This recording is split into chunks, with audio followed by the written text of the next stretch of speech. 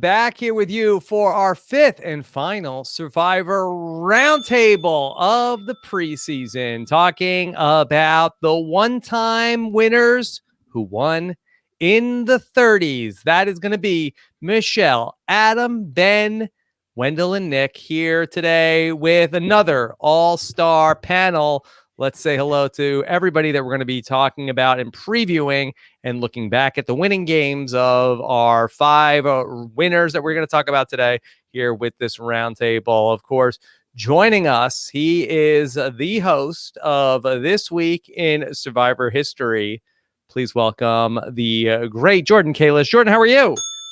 Doing great. Great to see you, Rob. Great to see this awesome panel here. And of course, Rob has a nation watching us live. Been a lot of fun to be on a live podcast. It's an international show, Jordan. Oh yes.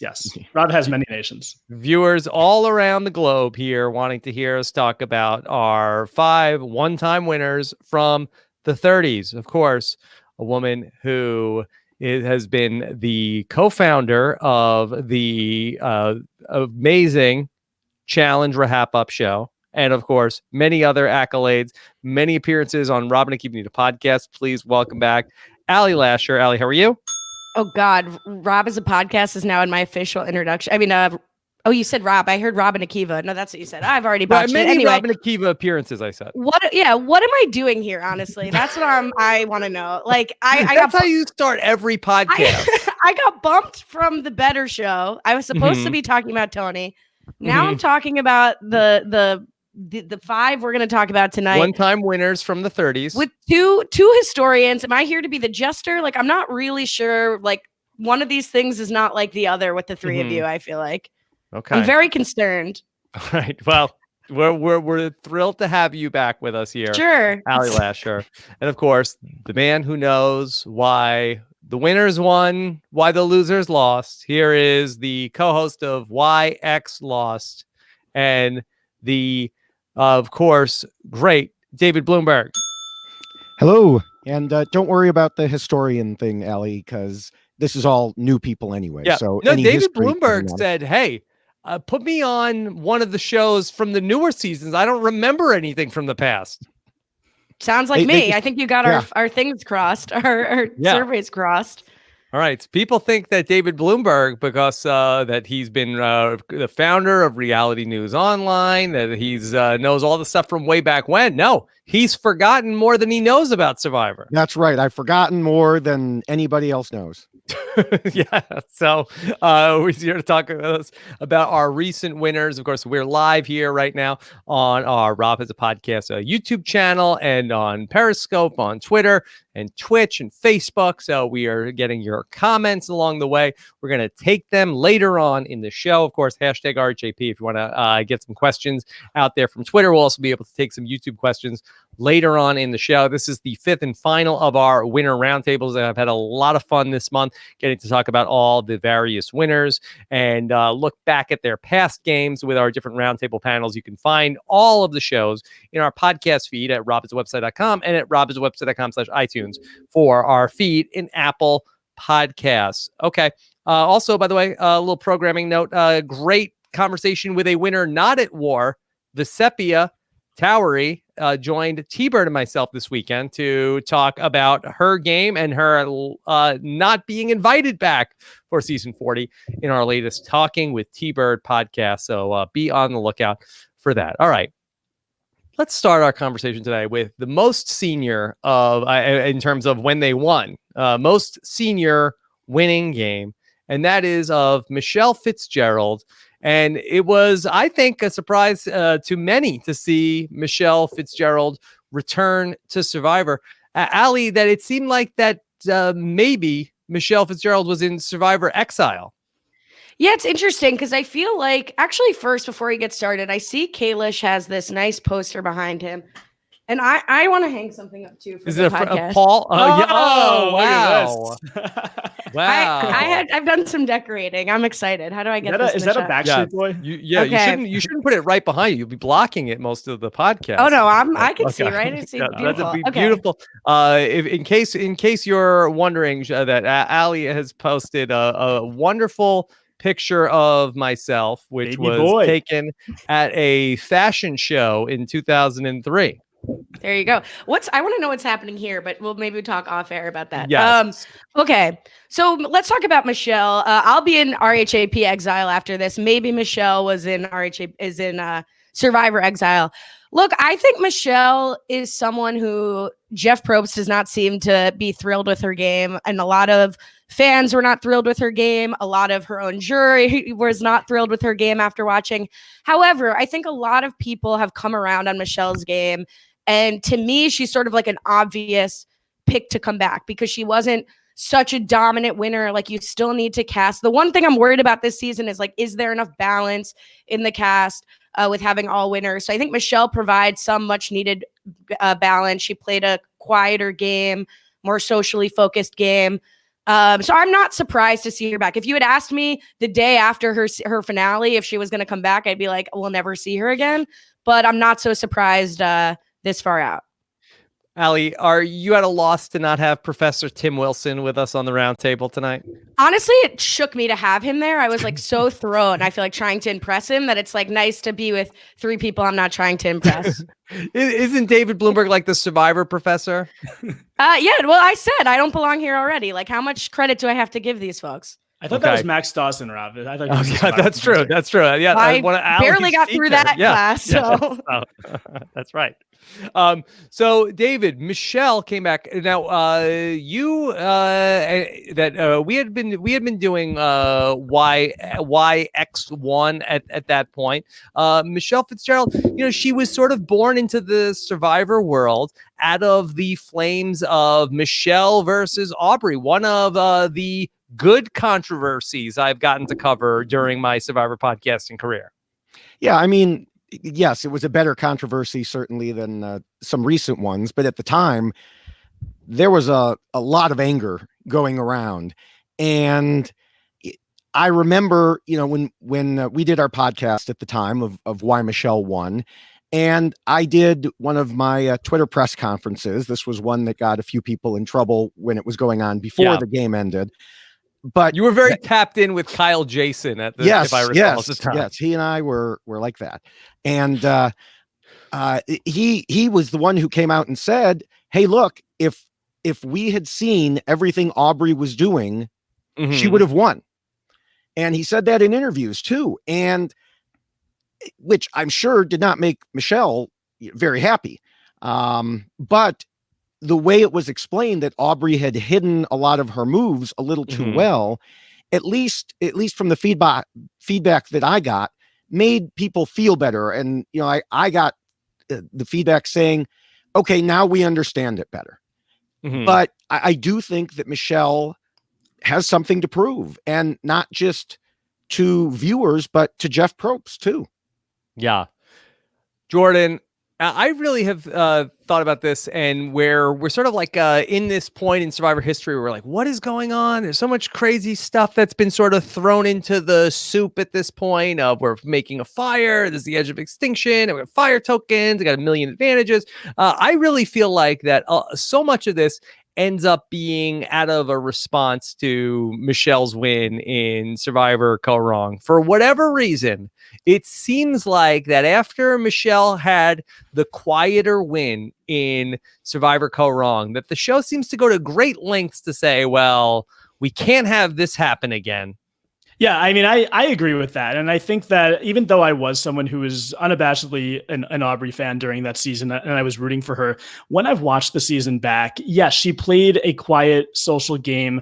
But she also did a lot of things that I think people don't remember. I mean, she was someone who turned on a lot of her allies. She was stringing Nick along past the merge. I mean, she never went to tribal council before the merge and had no problem voting him out. She made an alliance with Debbie, voted her out. And then she voted out her biggest ally, Julia. It wasn't she didn't really want her out of the game necessarily, but she got on board and was part of that vote. So I think that she did make little moves, and she actually made this point during the final tribal council, where even though it wasn't necessarily the flashiest game in the world, she did do other things besides just play a social game. And I think there's a quote that she actually had, which is there's no better way to show my loyalty than to vote out my biggest ally in the game, which is kind of a funny way to think of things, because if you're voting out your biggest ally, how are you showing loyalty? But you're potentially showing loyalty to the other people that you're playing with. So I do think that she does have a strategic gear. And for what it's worth, she said in interviews afterwards that it was her idea to vote out Julia. Although we didn't see it, that's what she said in interviews afterwards. Ali, so Michele ends up catching some breaks in that season where we have these medical evacuations, which really dominated the season. We lost Beast Mode Cowboy, the great Beast Mode Cowboy early in the season, then Neil at the merge, and then Joe, who is, a really key cog for Aubrey, which sort of opens up the door for Michele, who gets real hot at the end of the game. And I think that in part, the Medivacs ends up being a big part of the story of this season in Survivor Go Wrong. Well, sure. I mean, I think everyone we're going to talk about, and everyone you've been talking about, luck has, it's hard to say that that's luck, but like luck, I think plays a huge role in all of these games. And something I've been doing when going back for the players we're going to talk about is looking at sort of like who has a transferable game and whose game really depended on the exact circumstances of what happened. So sure, it's fair to say that Aubrey really caught some tough breaks when it came to the medevacs, and her closest allies were the ones medevaced, and Michele benefited from that. But I do think a lot of her game is transferable. Obviously, I don't think she's going to be like giving people knee infections, but I think that we don't know that. You'll be able to transfer it. Also, she withstood a really tough season, so she ends up on edge of extinction. She's a tough player. So yeah, I mean, I think my issue, or not my issue, I almost feel like this is the right time for Michele to be back, coming off the heels of a Tommy win, and he was, I think he was better received than Michele. I'm not saying that everybody loved him. I was a vocal critic of Tommy. I also was rooting for Aubrey in her season, so I'm nothing if not consistent.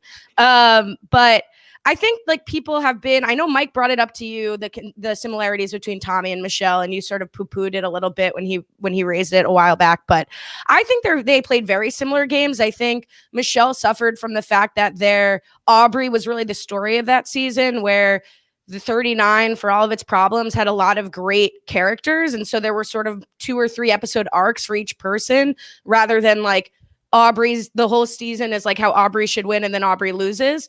And that's obviously an oversimplification. But so I think like the edit favored Tommy more than it favored Michele in her season. Maybe that's because of who production felt like was a more worthy winner. And there was no people were not rooting for Dean the way they were rooting for Aubrey. So I think there are a lot of reasons why Tommy maybe is slightly more well received than Michele.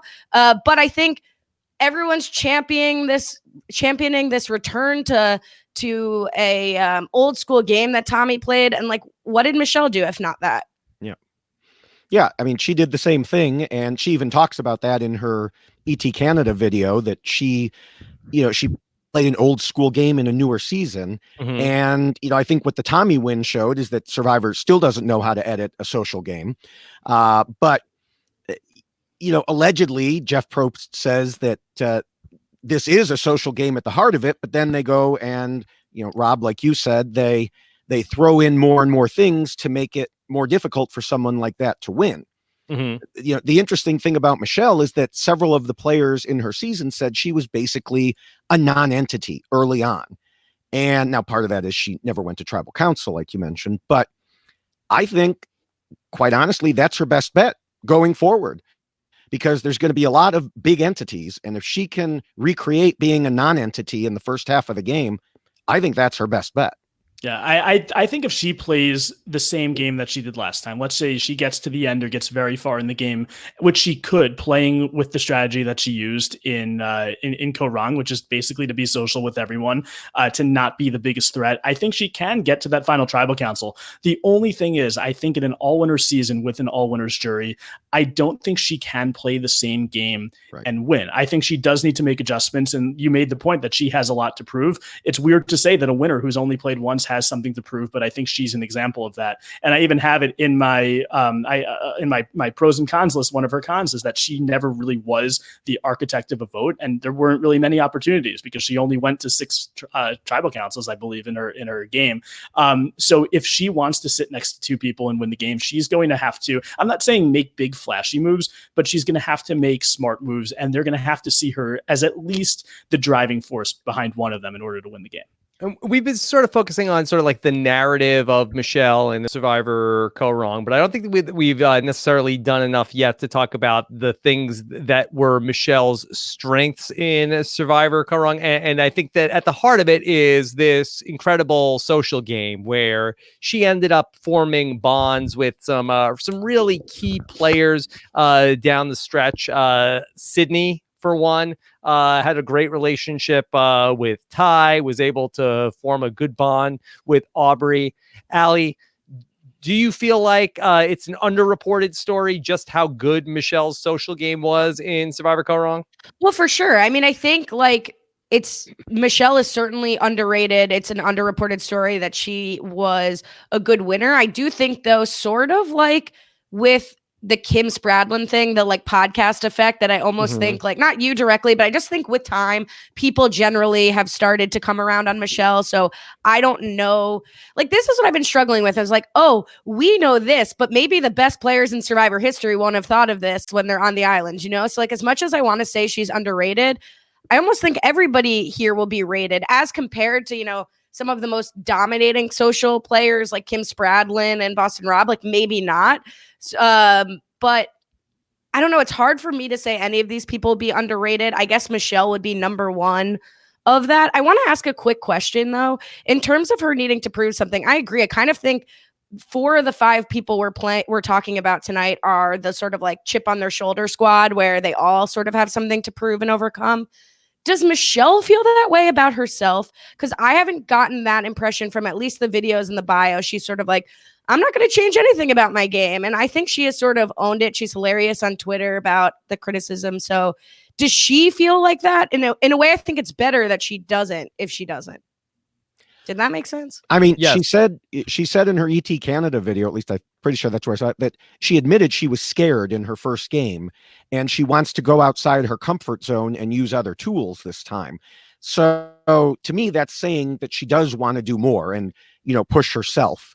Do I know, you know, does she specifically want to prove something to Jeff Probst? That I don't know. And I think that that's the key there, that it feels like that with Michele. Like, I feel like that there's other people that are like, hey, I want to, you know, go back so I could show Reddit this, or like, so I can get Twitter to see this.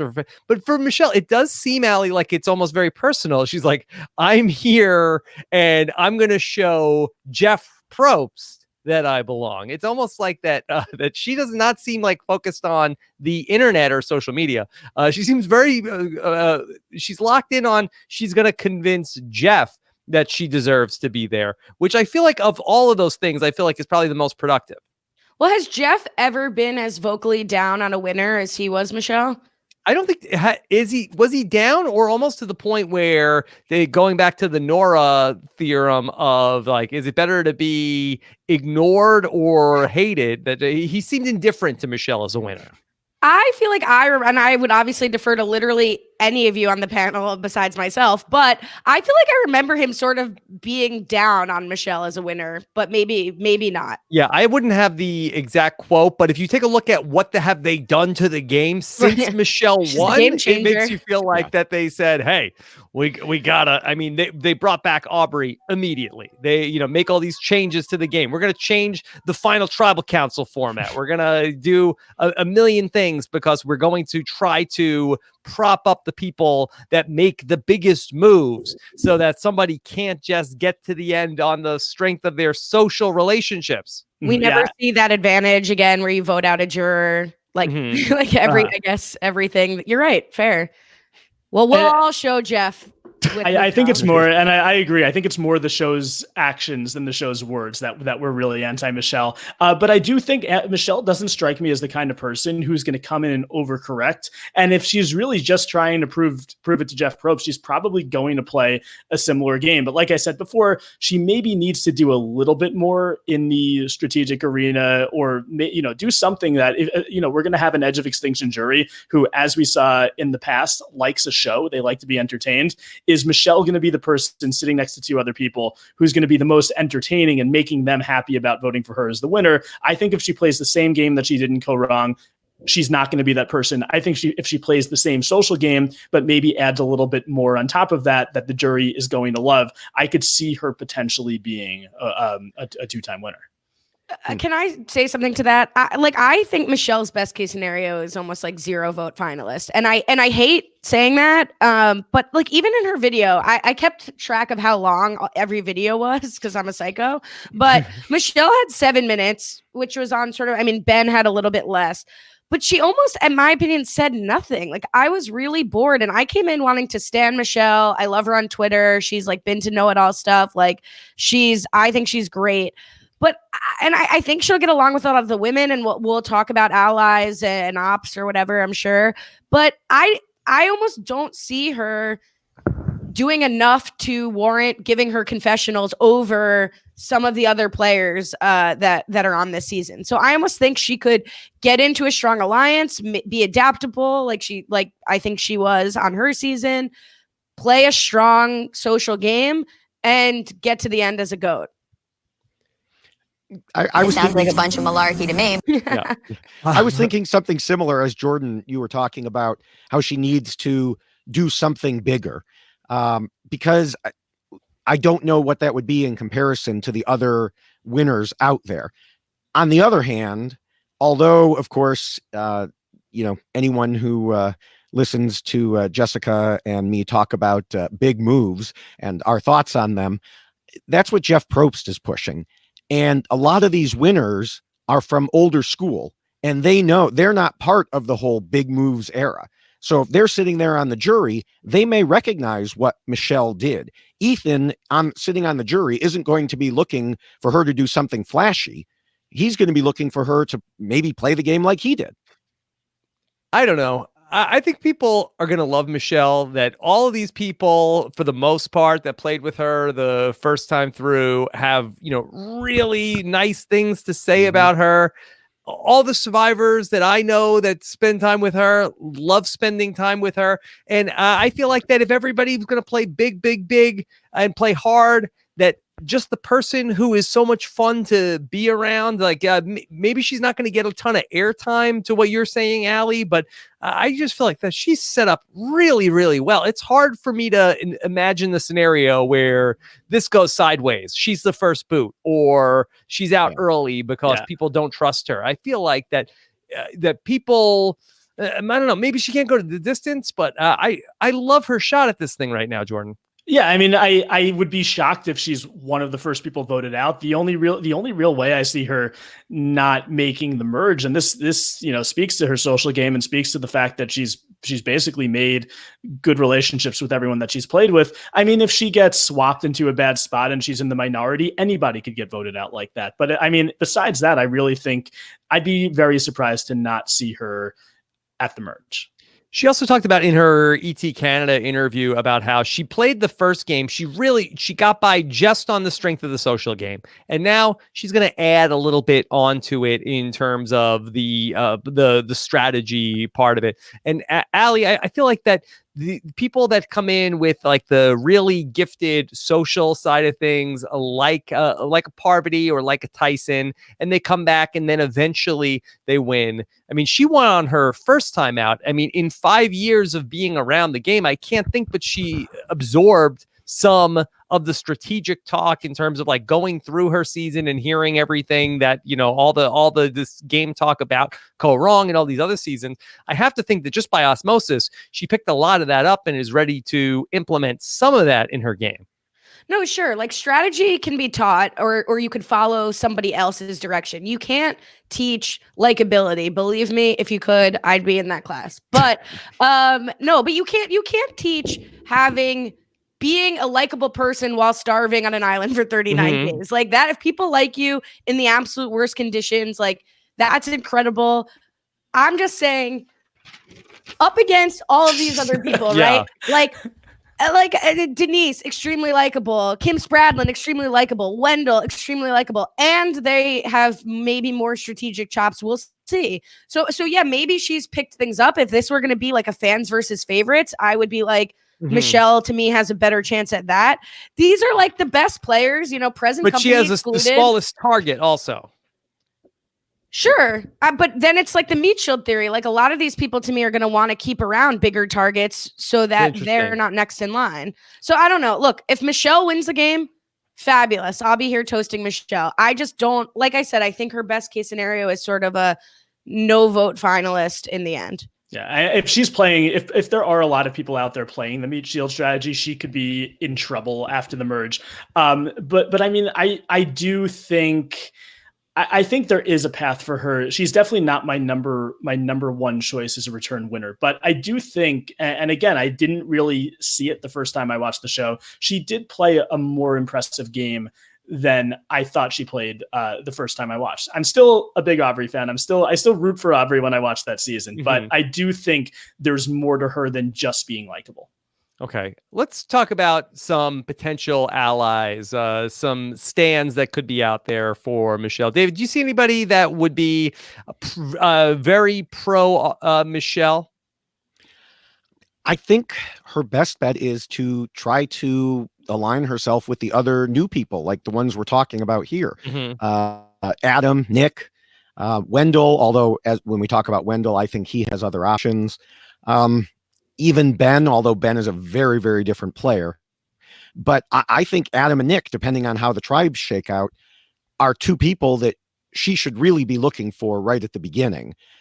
And then just try to, find one of those meat shields and tuck herself under their wing and, stay out of the limelight. Let the egos fight it out if they're going to do that, or if the egos are going to all get together and target either the newer people or, some of the others who aren't the more well-known players, just stay out of the limelight entirely.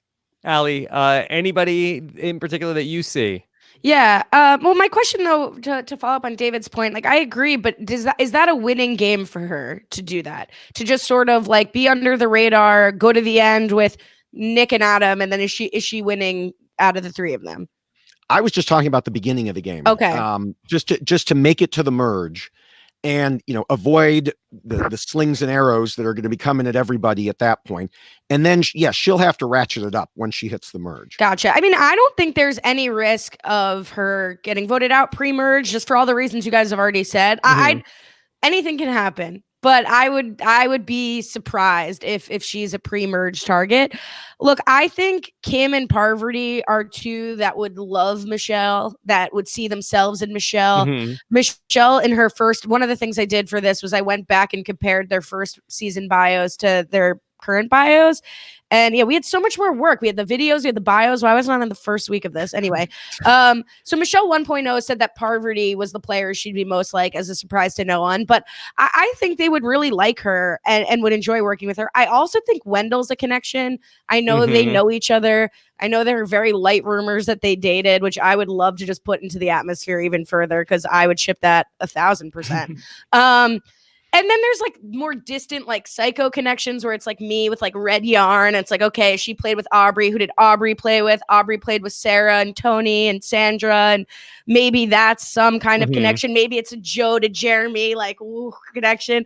But so I don't know that she's like not, I think she's been in the mix. She's been in the community. She's gone to stuff.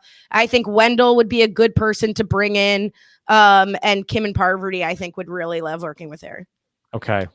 Jordan, is it possible? Are there any Michele Fitzgerald ops out there? Does she have any enemies on this cast or in real life? I mean, I don't really see any natural besides the mayo jar enemies for Michele. I mean, if anyone were to come to mind, potentially someone like Ben Driebergen. I mean, not that I think they're necessarily going to dislike each other, but there were times when Ben did clash with people on his season, and I could see maybe he gets under her skin or she gets under his skin. I guess if you were to, a knock on Michelle's early game, she was someone who, even though they never went to tribal council, there were some complaints about her performance in some of the challenges, and I could see maybe Ben not liking that. But I think it's sort of a stretch. I mean, it's possible that they could be close allies and that they could really like each other. I think her personality doesn't really lend herself to making too many enemies. And it's funny that you pointed out, Kim Spradlin as someone she could be aligned with, because I could really see the two of them getting along and having a strong alliance. However, I do think if she were to get to the end with someone like Kim, she's going to have to cut Kim loose, because even if it's not the case, even if the two of them play very comparable games, no one's going to give Michele any credit if she goes to the end with someone like Kim Spradlin. So I do see that. And I could also see someone like Jeremy being a strong alliance for her. But I think in terms of like Ali was saying, with like the red string of connecting her, who did she play with and who did these people play with? I think the better bonds are going to be who does she vibe with on a personal level? And I think there's really no one that she can't work with, which is going to definitely help her in the game. Okay. Let's try to come up with a outlook for Michele. I'm really impressed with Michele. I've liked everything that I've heard that she said. She played, I think she won when she was 24. She comes back 5 years later. It's such a nice, sweet spot from where, she's sort of new school, but we kind of forgot about her. She has so much more life experience as well. I was really impressed. She was at the last know-it-alls that we did in New York, and she was talking about the game, and I was like, wow, Michele is really on fire. I'm so impressed with Michele that I think she's it's hard for me. I can't say that she's going to win, but I feel like that she's like right there in the final five. But who's her best? I know this is crazy, right? It's like so funny to do all this preseason stuff, because I think honestly, these 40 people, LOL, that would be hilarious. Mm-hmm. These people could go out and play the game 10 different times and I think have 10 different outcomes. So I think we're like fools here trying to do this exercise, but sure. Hey, it's for fun. Hey, we got weeks to fill. Gotta fill the time, right? But like, so anything could happen, and Michele could be this like unbelievable standout player and win the game. But like right now, from a preseason perspective, I'm struggling to find who the final two with her are that she beats. Right. Mm-hmm. Just based on, and things change, and as much as their pregame alliances and relationships, when you hit the beach and you see your tribe, whatever. Well, I mean, we're looking at this like, okay, this is the version of the season where Michele Fitzgerald like dominates the game, but is it possible that there's somebody who's trying to dominate the game and then ends up bringing Michele, and then, okay, I'm taking Michele with me to the final three because I know she can't make the fire. I don't know why I'm presuming that maybe Michele is fantastic at making the fire. And then she ends up sort of like a la, Sandra beating Russell, where she gets taken to the end by somebody else who thinks they can beat her. And she gives a transcendent final tribal council performance of like, hey, you all underestimated, you thought you could beat me, but you couldn't. And I had this great social game and everybody here likes me and they don't like you. So, shut up. Whoa. Here's the thing. I mean, there are so many. There are so many super fans on this season. I mean, you have someone like Adam Klein, who's a super duper fan. Wendell is a big fan of the game, and yes, Michele is someone who they could potentially work with. The flip side of that is if we're having these thoughts about Michele before the game, where she's someone who could potentially get very far, so are they, and maybe that's the only type of thing that could screw her at the beginning. If everyone else is having the same thoughts, like, oh, Michele is someone that everyone's going to want to work with. Has the game evolved to the point where they say, hey, I got to, vote out the people who are the smaller targets because they're blocking the way for us to get further because we are the bigger targets. Well, now we're full circle to what we were talking about at the beginning of this conversation. Yeah. Every strength is a weakness. Anything that can be looked at as a strength can also be looked at as a reason to vote somebody out. Here's the other thing with Michele for the end is I almost think the people she's most likely to get along with and naturally want to work with are her biggest threats. So like the people we haven't really mentioned, like Ben, people are saying in the chat, someone said would be, I think David said would be a good ally for her. Yeah. But like those are maybe the people she's more likely to beat. Are those the people she's going to most naturally want to work with? Maybe not. But we'll see. Okay. All right. Does anybody have a radically different prediction for Michele? No. Jordan, where do you have Michele going out? I'm gonna say Michele gets to like final 5 or 6. Okay. All right. Right there. Maybe even a losing finalist potentially. Yeah. What if the Edge of Extinction person comes back and then they're like, I'm taking Michele with me to the final 3 because I can beat her. She beats the Edge of Extinction person. I think the Edge of Extinction person is, if they're not immune, is out right away. That's my prediction. I don't know who that's going to be, but I think they're out right away. All right. I certainly hope so. From your lips to God's ears. Okay. I'm just trying to put that out there. Put it out there. Manifest that. Okay. Let's talk about Adam Klein is coming back to Survivor. Allie, I know you are a big Adam Klein stan. I am a big Adam fan. I worry about Adam, but I'm just emotionally a big Generally Adam fan. Or in this game of Survivor? Adam seems to be doing great. Here's what I like about Adam 2.0. Adam 1.0 is like, I don't know, how old was he? Like fresh out of Stanford, like. Was he 20? I feel like 24, 26. Oh, wait, he's my age now. So he's 28 now, I think, or just turned 29, whatever. I looked all this up today. I'm not a stalker. But what I like about Adam 2.0 is he's got all the benefits of being the super fan nerd of Adam 1.0, plus just the right amount of J. Like Adam said in his bio that he's not changed since his season. I'm like, bruh, your title now is like motivational speaker and host. You've been like living on an island flipping a coin for how much money you're gonna have. Like, you are not the same as you were on the season. I think that's going to be great because he's still going to be the little nerd that he is and that we love. No offense if he's listening, who knows? But he's also, been like chilling and like living and working hard, but playing poker and like living on an island. So I think he's got the perfect blend of like the Devin and the Jay and the like Adam and Hannah and David Wright. Okay. All right. That's some smoothie you just made. Dream contestant. Am I wrong? Where's the lie? Where's the lie? David Bloomberg, tell me about Adam Klein 1.0. Well, I mean, one thing that he did specifically in 1.0 was he hid the fact that he was such a big super fan, which he can't do this time. He let Zeke get out there and be the big, well-known super fan, and he kind of, hid behind it. And so, that will attract attention this time. And he also was, good at collaborating. He had his allies, but really in a season that was known for, the term trust clusters and the pendulum strategy and all those other things, it was loyalty that really carried the day. Because Zeke flipped away from the main alliance. He wanted Adam to come with him. Adam said no, he wouldn't turn on his allies. He stayed loyal while keeping the lines of communication open. So he was able to have all these individual alliances that kept him informed. And, that's how he was able to progress in the game. He collaborated. And I think he can do something similar this time because he does have these connections with so many other players that whether they're officially in an alliance or not, I think that he will be helping to protect them and they will be helping to protect him. Okay, Jordan, I know you're another big Adam Klein stan on the panel. Yeah, I mean, in my pros list for Adam, and David just sort of touched on it, he's a very, very good ally. He's a loyal player. He went to Rocks for his alliance. He played an idol on Hannah. It turned out, it only canceled 4 out of the 9 votes, but you never know what Will Wall is going to do. So he potentially could have saved Hannah there if Will Wall was voting against them. But he's also somebody who I think makes very logical arguments to other players in the game. And there was a point early on when he was on the minority after the Mari Takahashi vote.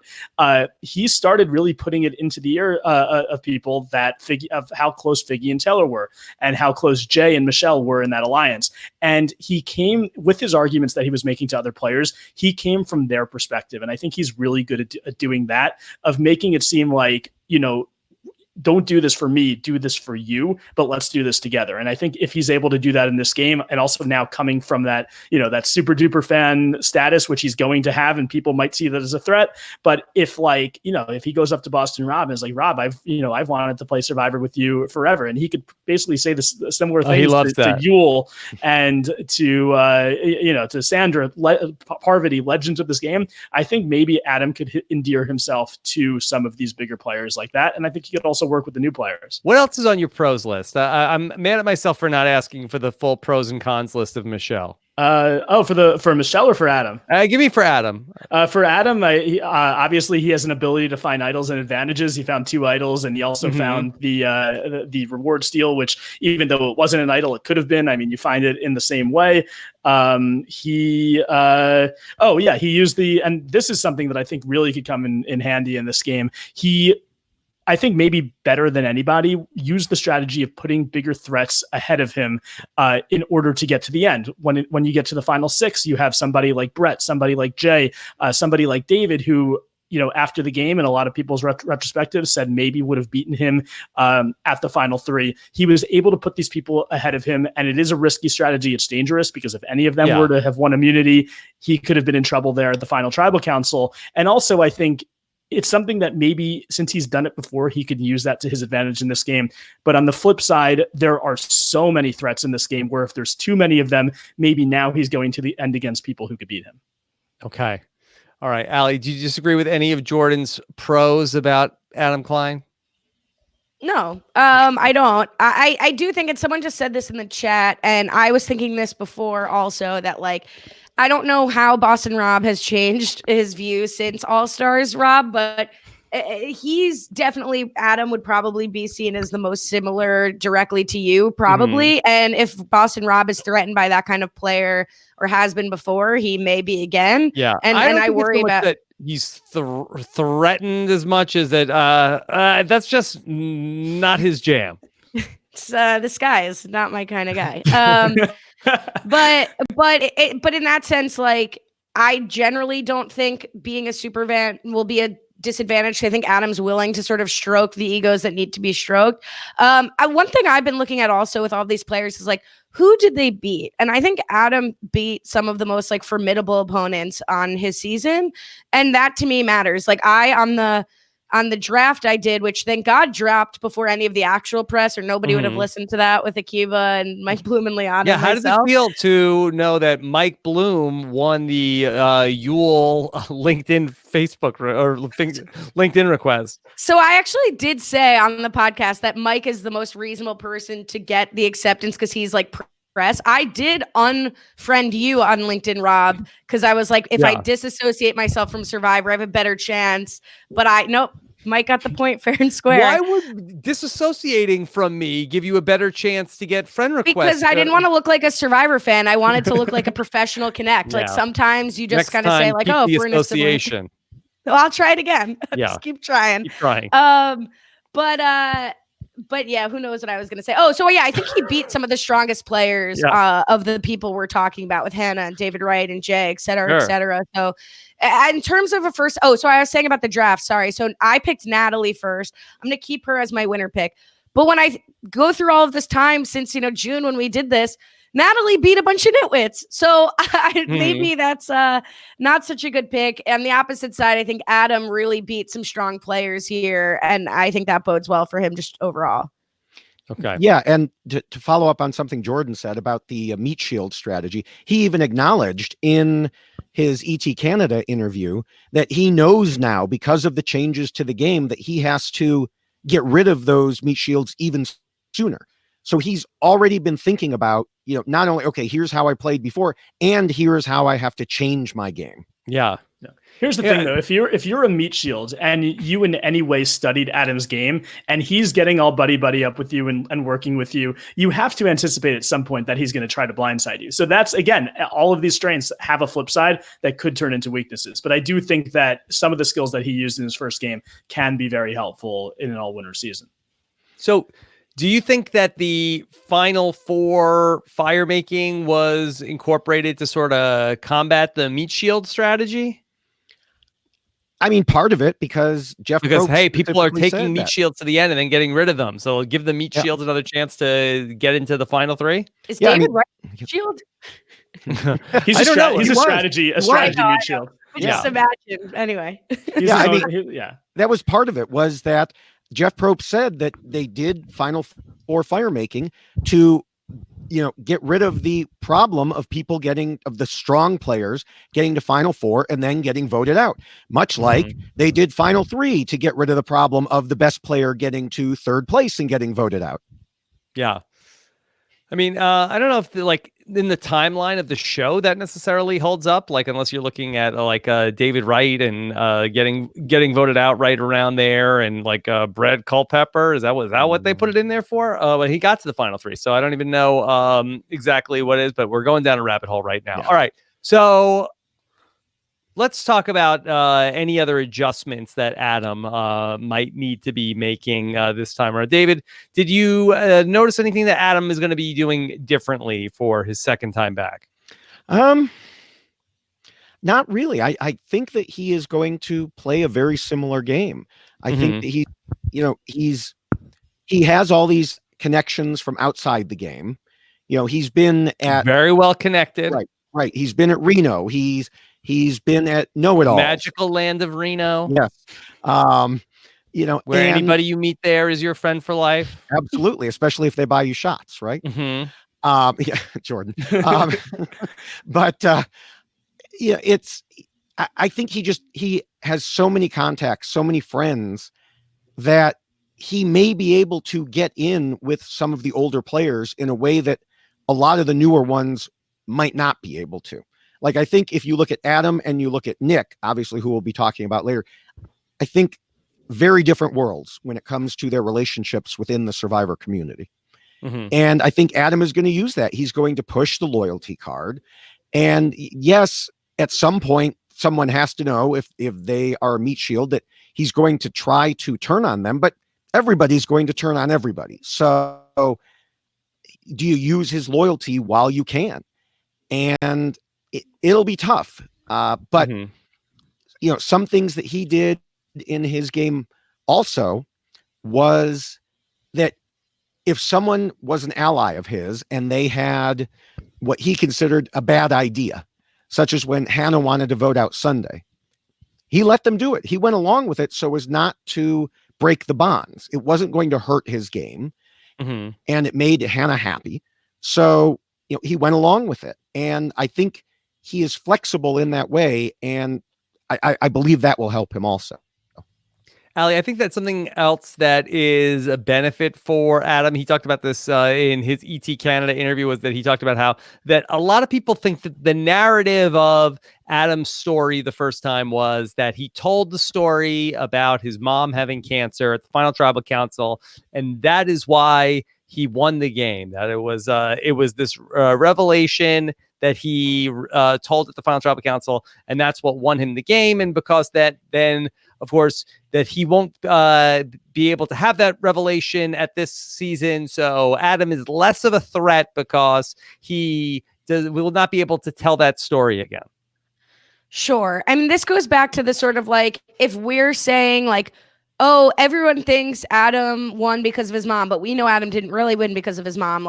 They all know that also. And that's what I struggle with. And I'm surprised that Adam, I think if anything, it's going to hurt Adam because Adam is out to prove that he didn't just win because of his mom. We all know that, Adam. It's okay. We're behind you, or I am. But that's the other thing too, is if your strategy is that you're a GOAT, then how are you going to flip that and get the respect at the end? I always feel the take me, you can beat me.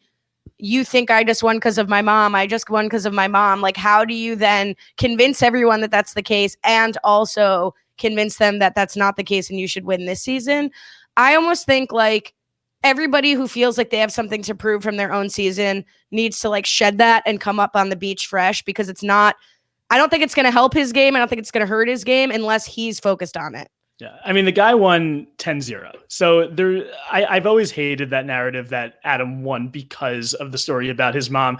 I mean, it's an incredible story. It's a very sad story. And, it did I'm sure everybody on the jury was touched by that, but 10 out of 10 voted for him. It's just like with Jeremy. It wasn't because of the story of Val being pregnant. He also won 10-0.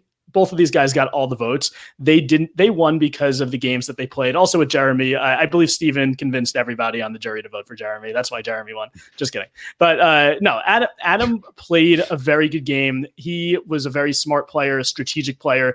Even though at times he was brash, at times he kind of told people his strategy, even if it wasn't beneficial to them. Everyone still liked him. And I think he was pretty good at every portion of the game and very good at certain portions of the game. Yeah. Can you tell us what is on your cons list for Adam Klein? I sort of just touched on it. I mean, from the mat at the beginning of the game, he was kind of talking trash to the other tribe. At Tribal Council, he got in the whole argument with Taylor about hiding the food. And, even with Jay, he would say to Jay that it isn't in my best interest to go to the end of this game with you. And it worked for him in Millennials versus Gen X, but I think maybe he needs to keep some things a little bit closer to the chest if he wants to navigate himself through this game. But I definitely have, just like Michele, I have more pros than cons when it comes to Adam. Okay. Yeah. I mean, the one thing Adam did, though, is he made mistakes. He did not by any means play a perfect game. No. But he recovered from those mistakes. And I think to be a good Survivor player, you have to be able to do that. You can't always be playing from the top. And he wasn't. He had to bounce around. He had to take a back seat, let the Dave Zeke war occur, and then come up again. And he knew that, for example, everyone wanted Dave out. And so by taking credit for getting Dave out, he also rose up in the jury's eyes. Mm-hmm. And so he was able to put all of those things to use. And I think that can help him moving forward into this season. Yeah, I mean, okay. Chris on the jury even said that Adam's biggest move was turning Ken against David because those two were close the whole game. So, I mean, if he's able, he's been in a position where he's gotten credit for a lot of these strategic moves, which is something you can't necessarily say about someone like Michele. But this is also something that's going to make him a big threat. Let's talk about some friendly faces that might be out there for Adam, Allie. Who do you think are the top allies for Adam Klein on the board?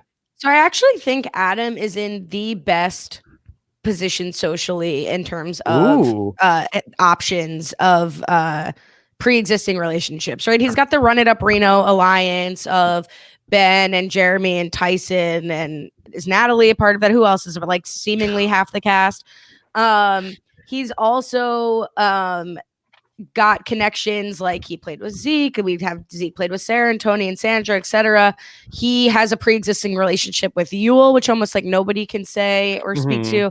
So I think he's got probably just like, he's probably one of Nick's first stops on the beach. Like I'm sure they've chatted. I'm sure there's a nickname in waiting for Adam Klein with Nick Wilson.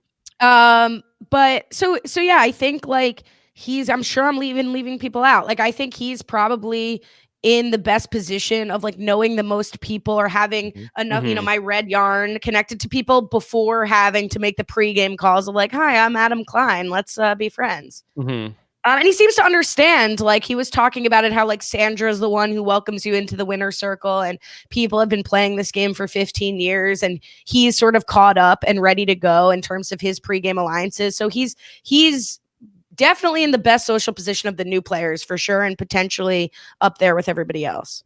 Okay. All right. Jordan, is anybody gunning for Adam Klein? Did you notice any enemies for Adam Klein out there? I don't know if anyone's like gunning for him right off the bat, but I do. I can't really see him. For some reason, he and Sarah Lucina just don't seem like their personalities that would click. I think he and Tony could go either way, where Tony could see him as a big threat, but Tony also really liked working with Spencer, but he of course worked against Spencer a lot during the game. So I think maybe that a group of Tony and Sarah might be a potential issue for him. But going through the list, I mean, I think he could get along with Sophie, but I could see one of them making a move against the other one in the long run, because they're both going to be very strategic players out there. And, I could see them seeing the other one as their biggest threat. But I don't really see any major enemies for him either. No, nothing really comes to mind in terms of somebody that has to be, has had issue with Adam Klein in the past, David. No, I can't think of anyone either. I think it'll be a situational vote that gets him out eventually. I think he will go along for a while. He'll make the merge. He'll get into a group, and they will get towards the time when he is looking to vote out those meat shields, if there are any left by that point. And I think it'll turn on him. I think people will say, no, we can't let him get to the end this time. And I do think that's when they'll get him out, probably around 7. 7. Okay. Jordan, you have a prediction for Adam Scott Klein? So it's almost the opposite prediction of Michele, where I could see her getting like between pretty far to medium far, but not necessarily winning, but not going early. I think Adam is someone who has a better chance of winning than Michele, but I also think he has a better chance of going much earlier than Michele. So I'm pretty high on him because of the some of these relationships that he has with people before the game. And I think he does have winner upside, but I also think he has pre-merge upside. If people start to say Adam Klein is a super duper fan, he knows this game extremely well, and he might be a threat to me because while he might have a relationship with me, he might have a better relationship with somebody else. So I think he's going to be on either end of the spectrum, either go really far or not go so far. And I would like to think that he is going to be on the better end of the spectrum where he goes far in the game and has a chance to win. Okay. Allie, was that the New York Times op-ed of predictions from Jordan Kalish? Yeah, maybe. Although, well, anyway, you don't want me to answer that. So the thing with Adam is I thought he had a really good chance to win until, not to step on the Issa look, but until I saw this photo. Oh no. Who is this whiny baby that they made his cat? Everybody looks like unbelievable in all the photos. And then this smarmy man is Adam's cast photo. And honestly, I'm worried about him. Oh, you don't like that? He has the crossed arms. I think the crossed arms are good, right? And he loved that photo. He came out in like favor of it. A smarmy little toddler who didn't get his way. I didn't win this season. That's what that says to me. But I'll wait for Bryce to opine on that. I don't think you have to wait for too long. Okay, good. Spoiler alert. The other thing I want to say quickly about Adam, I meant to say before, but I didn't. Before I say where I think he's gonna finish. But I think to talk about how he last season hid a major part of his life and not talking about his mom, yada yada yada.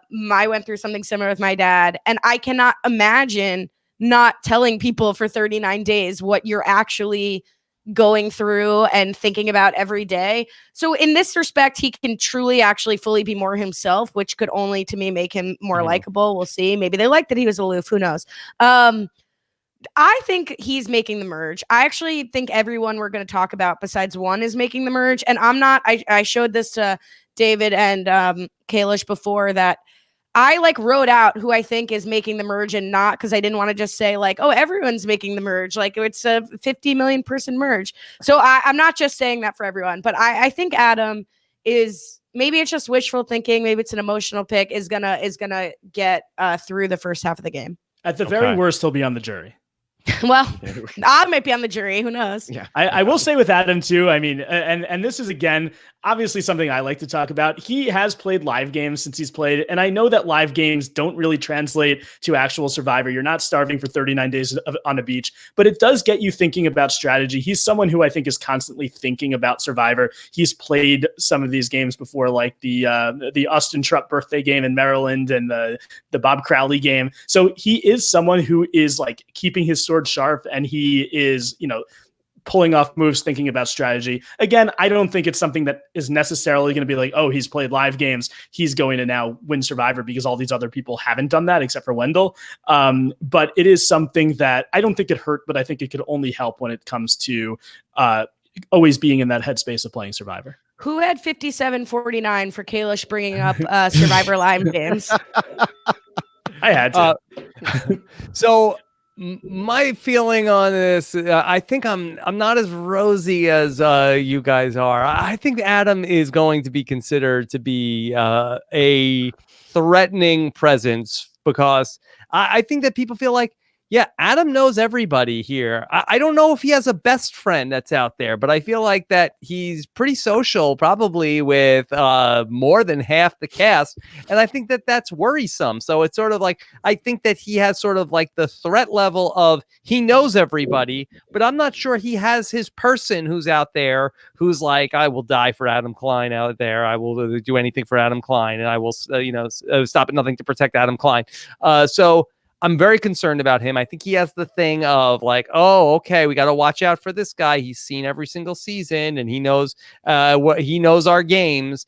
And he's also not somebody who is a beast in the challenges that's going to really help you in the pre-merge. So I feel very sympathetic towards Adam Klein, because I do feel like that he has a very good chance, I think, to have a similar fate to me in the All-Stars. So I'm worried for Adam Klein. I think that he could be a pre-merge person. That'd be my prediction for him. Rob's triggered. I am. I don't like to see it. But I'm worried about Adam, and I think that people. I don't think he's sneaking up on as many people as that he thinks he might be sneaking up on in this season. And I don't think he has. I don't think that he has the network of connections to protect him. I think he knows everybody, but I think everybody also knows that. I do think, Jordan, the people do know that he's a serious gamer, and he loves the stuff, and he doesn't miss an episode, and he knows every single minutia part of the game, and so I think that is threatening. I think that people would rather be around somebody who is like, wait, what's going on? Where am I? And I think as opposed to Adam, who is so knowledgeable about everybody's tells, I think he's a threatening presence. Yeah, but maybe if they listen to his This Week in Survivor History performance where he got 0 points with Ben Driebergen, maybe that takes the threat level off both of them. So maybe. I'm pretty sure all of them did listen to that as part of I think so. You'll listen, Ethan. He's definitely listening to that. Okay. Do we like Adam then as mayor of Edge of Extinction? Oh, you think he could be the first boot? Well, I'm saying if you're saying he's I think, look, it depends on what tribe he's on, obviously, and how close Boston Rob is to him. I feel like, because I think that's his biggest.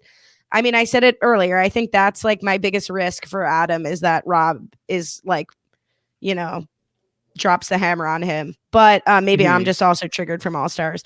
But hey, I don't think Boston Rob might need Adam Klein's help. I think that Boston Rob might be in more trouble than Adam Klein is. Well, so if Adam goes for you haven't talked about this yet. Like, who's the best option for Leave It to the Bottom of the Barrel podcast of the last most recent winners to talk about this? But who's I think Adam would be a mid-tier, not my first pick to be the mayor of Edge of Extinction, honestly. Yeah, I wasn't thinking of him at all. We will get to one person who I am thinking of, but retweet Bloomberg, retweet. But I understand, Rob, what you're saying. I just don't think he's the biggest threat out there. You've got Sandra, you've got Boston Rob, you've got Amber. If that's the tribe that goes out. You've got Tyson. There are all these other big players out there. And no one, well, at least no one that I remember, when they were asked on the ET Canada interviews, who played the best winning game, I don't remember Adam's name coming up. Mm-hmm. But so I feel like that on the level of threats that need to go early, I feel like Rob and Sandra are sort of like in a tier by themselves. But then I think after that, I think you have a few different people that are, they're really smart. Do I trust this person? They know the game so well, and these are the people that I'm really worried about as we get into sort of around the between pre-swap, around the swap until the merge. I'm very concerned. Do winners in 2020 want to say this person knows the game too well? Like, isn't that a bad look for you as a winner to be like, oh, this person's a real fan of this show as opposed to me, some goon who just happened to win? Like, I know people have said that before, but to me, it's like the most ridiculous thing to say on camera. Like, oh, this guy is a big fan of this show that we're all on and won and have some of us made it our career. Got to get him out. But it's also known. I think that people a lot of times where they are a big fan of the show, but they keep it a secret. And now it's sort of like, now that's not a secret anymore, that Adam is, undoubtedly the biggest fan that's out there out of these 20 people. I get it, but like they all won the game. Like some of these people have played 5 times. 2 people just went for fun last season. Like, and I know you said their threat level midnight, everybody else is a next tier, but I'm sure it comes up. I'm sure people say like Adam's the super fan, but it's just wild to me that these people who have like made it their livelihood are going to say like, oh, I'm threatened by this big fan of the show. They're going to say it. I just think it's kind of crazy. Look, somebody's got to go home every 3 days. Can't wait. This is why I think he's like very like high risk, high reward, where he could potentially, if his superfan status does catch up with him, it could be goodbye for him very early. But if he's able to, use the meat shield strategy, get himself far in the game, get to the end, if he does have this superfan status, which we know he has, and he gets to the end, he's going to have, people are going to say, oh, Adam got to the end. He knows this game really well. He must have been the most impressive person out of that final 3. So I think it could either really hurt him or really help him, which is why I don't really see him going like in the middle portion, unless of course anyone could be down in the numbers. Anyone could get idled out. But if it's just a clean vote, I can see it either being a really early exit for Adam, but I think it's more likely that he gets very far. And I think that sort of like the counterpoint to what I'm saying is that I do think that if he can get to the merge, that I do think he has that high upside like you're talking about. I think that you got to get him early, because I think that he's one of these people that then he's never going to be your target once you get to the merge. And then all of a sudden now he's able to really get his feet under him and really play his game. And of course, he's such a great speaker. If he gets to the final 3, watch out. But I think that those are all the more the reason that people will want to go after him early, because then he becomes such a big threat if he gets to play his game after the merge. Okay. All right. Let's move to the third of our 5 winners we're going to talk about tonight from season 35, Heroes versus Healers versus Hustlers. Let's talk about Ben Driebergen. Okay. Jordan. Yeah. The winner of season 35. He's been much maligned Ben, he just finds the idols. He made a fire. He just finds the idols. Can you give us some of the pros that you have for Ben Driebergen? So one of the pros on my list is that he finds idols and advantages, and obviously use that very successfully during his time in the game. But I think maybe his most impressive stretch was when he was kind of the mole in that Devon alliance, and he was able to get a lot of information from Chrissy and Ryan. So I think if he's able to kind of be the social chameleon, which he was for a little bit of the game, I think it really could help him. But a lot, I think the second he leaves camp, people are going to be like, Ben's looking for an idol. I'm worried about Ben. David, do you feel like that Ben will be seen as somebody that he is looking for the idols? We got to get rid of him. Yeah, he and Tony should get together and just head off into the woods. That would be the perfect run separate directions. They can't That's right. That's right. They can't follow all of us. Yeah. Yeah. I do think that people forget why he had to get to that point of just using idols. And it's because he was playing a very good game up till that point. He had some issues with his social game. I think Joe called it. That's a hot take. Yeah. Yeah. Joe called it a horrible social game. I especially liked the part when Chrissy told Ben, people are starting to feel a tiny bit steamrolled by you. And he said, no, they're not, which kind of proved the point. But up till that point, he had been working strategically. He had, been the mole, like Jordan said. He despite the social game aspects, he had what someone called a natural charisma. And they all turned on him because they were worried about him winning the game. And I know part of that was him being a Marine and his story and everything else, but he was also playing a pretty good game until that point. And that's why he had to go the idol route, because there was no other route for him. No one would work with him. No one would listen to him. And so if I know this gets back to what Allie was saying, if we're talking about this, then the others are talking about this, but maybe if people didn't go back and restudy Triple H, maybe they don't remember that he actually can play a decent game. Right.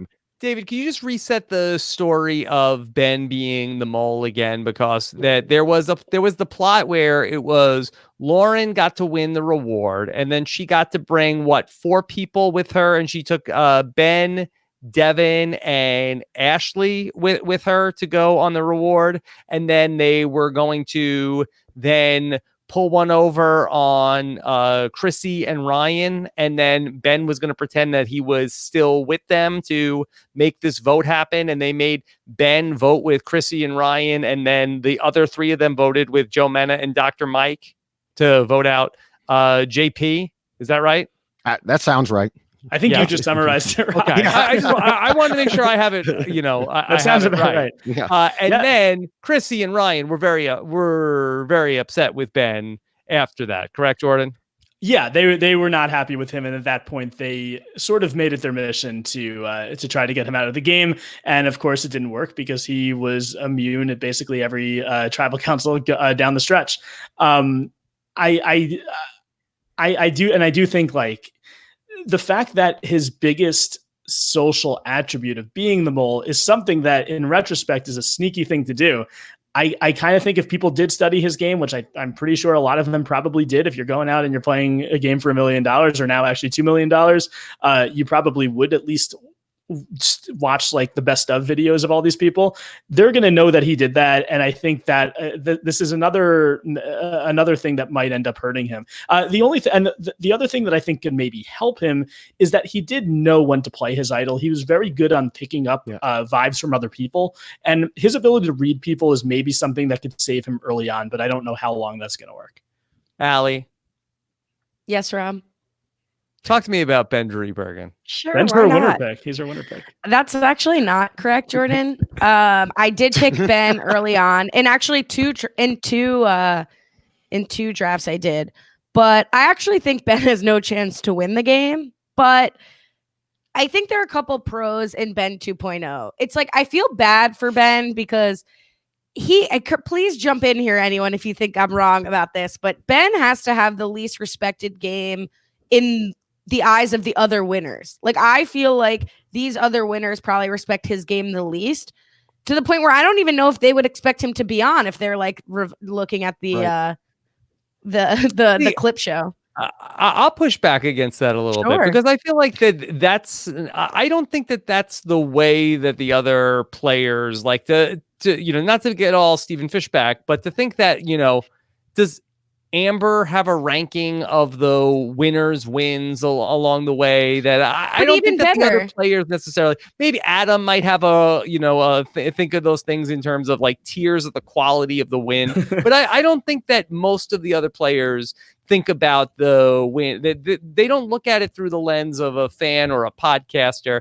I just think that, that he won his season. He found idols. I'm sure that they know the short version of the story, but I don't think that anybody looks down on the quality of that win in terms of the other players that are out there. Here's why I say it. I say it because his season introduced the fire making challenge. Otherwise, I think it's almost indisputable that he would have gone home. And I think a lot of the winners have talk shit about the fire making challenge. I think a lot of players have talked shit about the fire making challenge. And even I think it's actually more to the point that like someone like Amber doesn't have like a scrawled list. I just think generally the perception would be that he's not a huge like threat, that he had this great win or this impressive game. I think actually, like what David was saying, if you drill down to it, there's probably more to uncover that people are not doing. Even when you said like that goes to my point, I actually think with Ben, it's probably not what I've been saying this whole time. That like people probably are just being like, oh, the fire making challenge, it's like going to ruin this season. It's like for him. He just finds idols. But I would say to Ben's credit, he's coming in a lot more fun. I'm not saying that he's funny. I'm saying he's trying. Like if you read his bio and he's wearing his lion underwear, hilarious, man. Like he's really impressed that he's wearing some fun underwear. So I'm happy for him. He shed some pounds. He's excited about that. I think he's coming in. His answers, again, not funny in the bio, but trying to, which I can appreciate. And I think like, tell me, I'm not this person, but tell me production doesn't want to hashtag Ben Bomb. I don't think he's going to get set up with an idol or whatever. I just think like the Survivor gods are in his favor in that sense. I'm not sure they do the hashtags anymore. No, but that was his whole season. It was like, yeah, I know. Ben I don't think they do it anymore. But just to add to what you're saying about Ben, that he's being, this time he's being funny, but that's who he is. He's a goofy person, and I think he has a really good sense of humor, and I think that was there all along. And he's somebody who was really liked by his cast, but for the most part, I think that most of the people who played in his season really came away from his season with a close relationship with him. And I don't think that he's doing anything differently this time in terms of being funny or trying to have fun out there. I think that's the same guy who played in season 35. 100%. But I think he's adopting it more, at least like with it. I mean, how many Ryan Ulrich references is he going to make? Like, I just think he's taking it for $2 million. He seems to not be taking himself so seriously, which I'm not necessarily saying, at least in the bio, is 100% new when I'm looking at that. But like, sure, yeah, he did his whole like Ben Bomb, like that was driven by him. He likes to have fun, I guess. But I'm happy to see. I don't even know what I'm saying. Whatever. One thing I want to say about this though is that I do think there's, if looking generally at the cast, there's sort of this like strong blue collar vibe that I think Ben fits into really nicely. And we'll, I guess, talk about his allies, but I think he's going to be able to sort of more naturally get along with people on the island. Even though he has some pregame relationships, I think he's going to be able to vibe well with some of the people who maybe don't have those relationships more so than some of the other people we're talking about tonight. Yeah, okay. I mean, I will say I have said, I've given more cons than pros about Ben so far. I know that. I will say that it's no disrespect towards him as a Survivor player or a character. I mean, I really enjoyed watching him in Survivor HHH, and I really did like a lot of the things that he did. He was an entertaining guy to watch. I do think when you look at his win, I don't think the players are out there are going to care about like the, how much they respect his previous win. I don't think that's really going to be a factor. But he was in a position so many times in that game where he would have been the person voted out if he didn't have an idol. He would have been the person voted out if they didn't add the final 4 fire making twist. And I think he doesn't have that experience, that end game experience of pulling together a coalition to get somebody out, because he was always the person that was going to be on the outs. He played an idol, and Lauren Rimmer went home with 1 vote. That's not building an alliance to get somebody. That's you playing an idol and getting somebody out. So I think he sort of lacks that late game alliance building experience. And I do think coming out of the game, Dr. Mike talked about it going into HHH on first one out, that he has a ferocity about him. And even if he's coming in as a jokier version of himself, I still think he's going to have that. I think people are going to be afraid of him. And the second he's off by himself, people are going to be worried about what he's doing. And that's why Ben lost. Well, I think there's two different ways that this could go for Ben. I think that that if Ben goes back to, hey, I'm out here, like sort of like a la Russell returning for his third time. Once he goes out and I gotta find an idol, I need an idol out here, I'm naked without an idol, I think he's done. Once he starts being shady and looking for where's Ben? Oh, he's off looking for the idol again. All right, that's it. We can't go through this. But if Ben just acts like a normal person and isn't out looking for the idol every 5 seconds and is like the likable, goofy person, which Al, you talked about in his bio that he can be. I mean, that's him. Then I think he has a great chance to make a lot of social bonds and be sort of looked at as like he's not a backstabber. Even though we talked about the story of the time that he was a mole, but David, I think that he would be looked at as somebody who is a loyal vote that we can count on. Yeah, and he was loyal, more or less. Until the point when he kept walking up on his allies and they were talking about him, which was so funny. I mean, he's a big guy, and yet somehow he always snuck up on them. But he's a Marine. I do think that he can be seen that way. And, someone had mentioned about everybody left, everybody on his cast liked him, and not everybody. I mean, almost everybody. Almost everybody. But like Ryan said on the red carpet, that as good a Survivor player as Ben is, he's a better person. Now, some people might quibble with the survivor player aspect of that. But, I do think that part of the reason he won was that everybody thought he was going to win. It became a self-fulfilling prophecy. You got to get Ben out or else he'll win. And then eventually they couldn't get him out, so he won. But I think he would be a good, loyal ally, and until you need to get rid of him. And then I think he'll get idle nullified. He'll get idle nullified out of the game. That would be the perfect ending to his story. Yeah, idle Here's the thing. nullified. Like, I mean, he does seem like a really good person. I mean, on podcasts, on like people coming off the show and various things on the show, even when he was clashing with somebody, it never seemed malicious. I don't think anyone's ever accused him of being a bad guy, but all it takes is like a fight at camp. Like he fought with Cole, Joe, Chrissy. That's all it takes to sometimes get yourself voted out of the game. And I don't think he's, and again, I've definitely been down on him. I don't think that he like doesn't have a chance of making the merge or anything. I just, except for maybe Tony, he maybe made the most short-term enemies of anybody on this cast in his original season. And I don't know if that's going to happen again. People might be so focused on like the strategy of the game that they, maybe things like, people's quirks around camp or their tendencies that might annoy you. Maybe people know well enough if they're winners to not let things like that bother you, but it's just human nature. You're there for, actually everyone's going to, I'd probably be there for 39 days because of the edge. He may end up having some of these arguments with people. Okay. Allie, do you see any great allies out there for Ben Driebergen? I do. Ben is also a part of like tangentially the Run It Up Reno crew, Right. correct?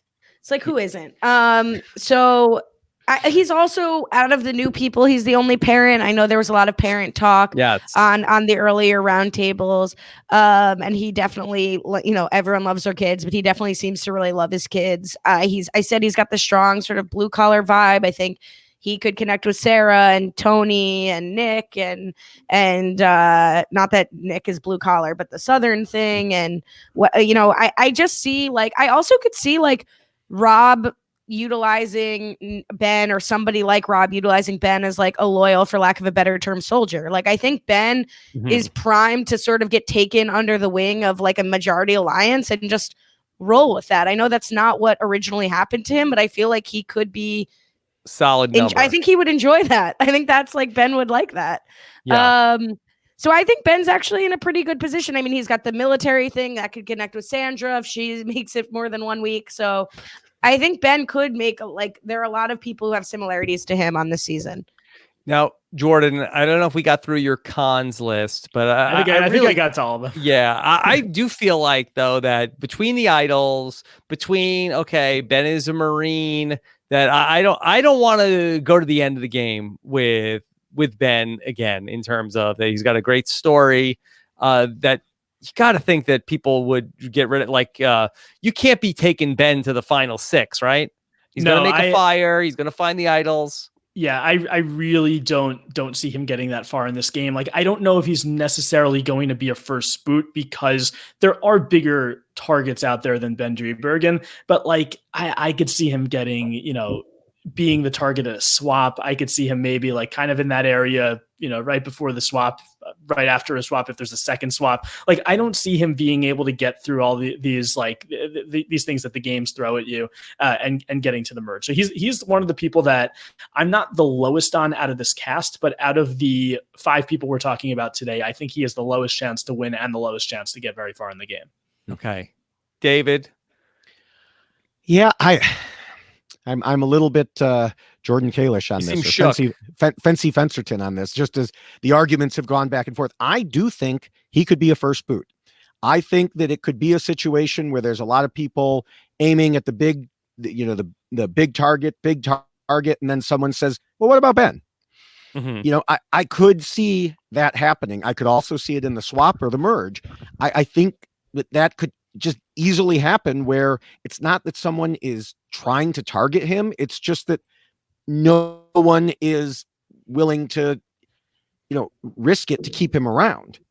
And so I feel like if he makes the merge, he's one of the first at the merge, but I think he's probably out pre-merge. Okay. Allie, do you have a prediction for Ben? Yeah, I'm not here to sit on the fence. I'm here for the hot takes, right? So, alley bombs. I think, as I said earlier, despite picking him in 2 of my drafts, I think that Ben has 0 chance to win the game. And look, I'll win if he wins, so I'm still happy either way. I guess that is Fancy Fencerton. I think he's the merge boot. I think he makes a merge. I think he's the merge boot. Yeah, I think probably right around there would be my prediction on Ben. I think that he is likable. People want to keep him around. He's a number, but I think that just in the back of people's heads, like, boy, we can't let this guy get too far, because if he gets close enough where if he starts to get where that final 4 is on the horizon, we're a couple of idols and making the fire. You can't let him just have that free shot on goal again. So I feel like around like final 9, final 10, like sort of like early merge, I think that's might be where Ben ends up getting picked off here. Okay, all right. Anything else on Ben? All right. Let's talk about. We had that much. Yeah, he did beat the 4th greatest Survivor player of all time, Mike Zahalski. So there is that. Let's talk about Wendell. Wendell is back from Ghost Island, and he is the 2nd most recent winner to appear. David, what do you think of Wendell 1.0? I mean, Wendell 1.0 is. It's hard to do this because I've met Wendell, and having met Wendell, I understand why Wendell won, because his social game is off the charts, whether, in the game, in person, whatever it is. But on the other hand, Wendell won in a very specific way. And that was through his alliance with Dominic and the 2 of them working together that closely. I don't think he can replicate that. He's going to have to do something different. Because, for one thing, there's no way that the other people on Ghost Island season should have allowed a tight duo like that to continue the way they did. But Dominic and Wendell managed to control everything and keep themselves protected. Who is Wendell's Dominic this time? I don't see it happening. And he has a lot. Well, I'm guessing he has a lot of contacts in this group, but I don't know that he has any contacts that are as tight as he needs them to be. And that worries me when it comes to Wendell. Allie, can you help me talk about Wendell's season 36 game, but not in the context of bringing up Dominic, just solely Wendell? Yeah, not solely Wendell, but we could talk about Laurel and Wendell. And that's the thing, is like, not only who is.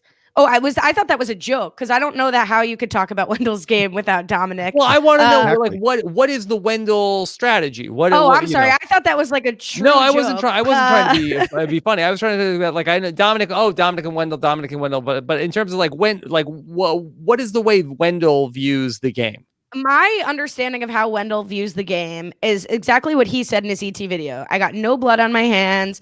Like, we had a strong alliance that ran through to the end. He's nice to everyone. He developed one-on-one bonds within greater alliances, which explains why he got Laurel's vote at the end.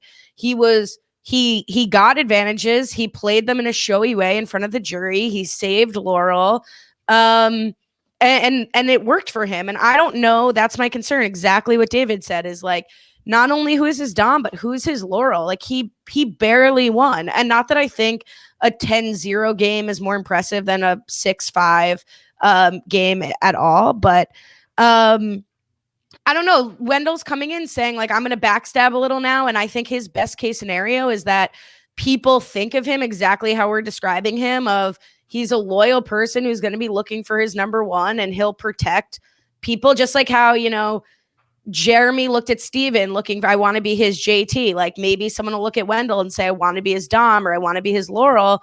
And that if Wendell actually is able to be more backstabby or get in the right position, which kind of never happened to him on Ghost Island, to take out the Dom, or I guess the Laurel.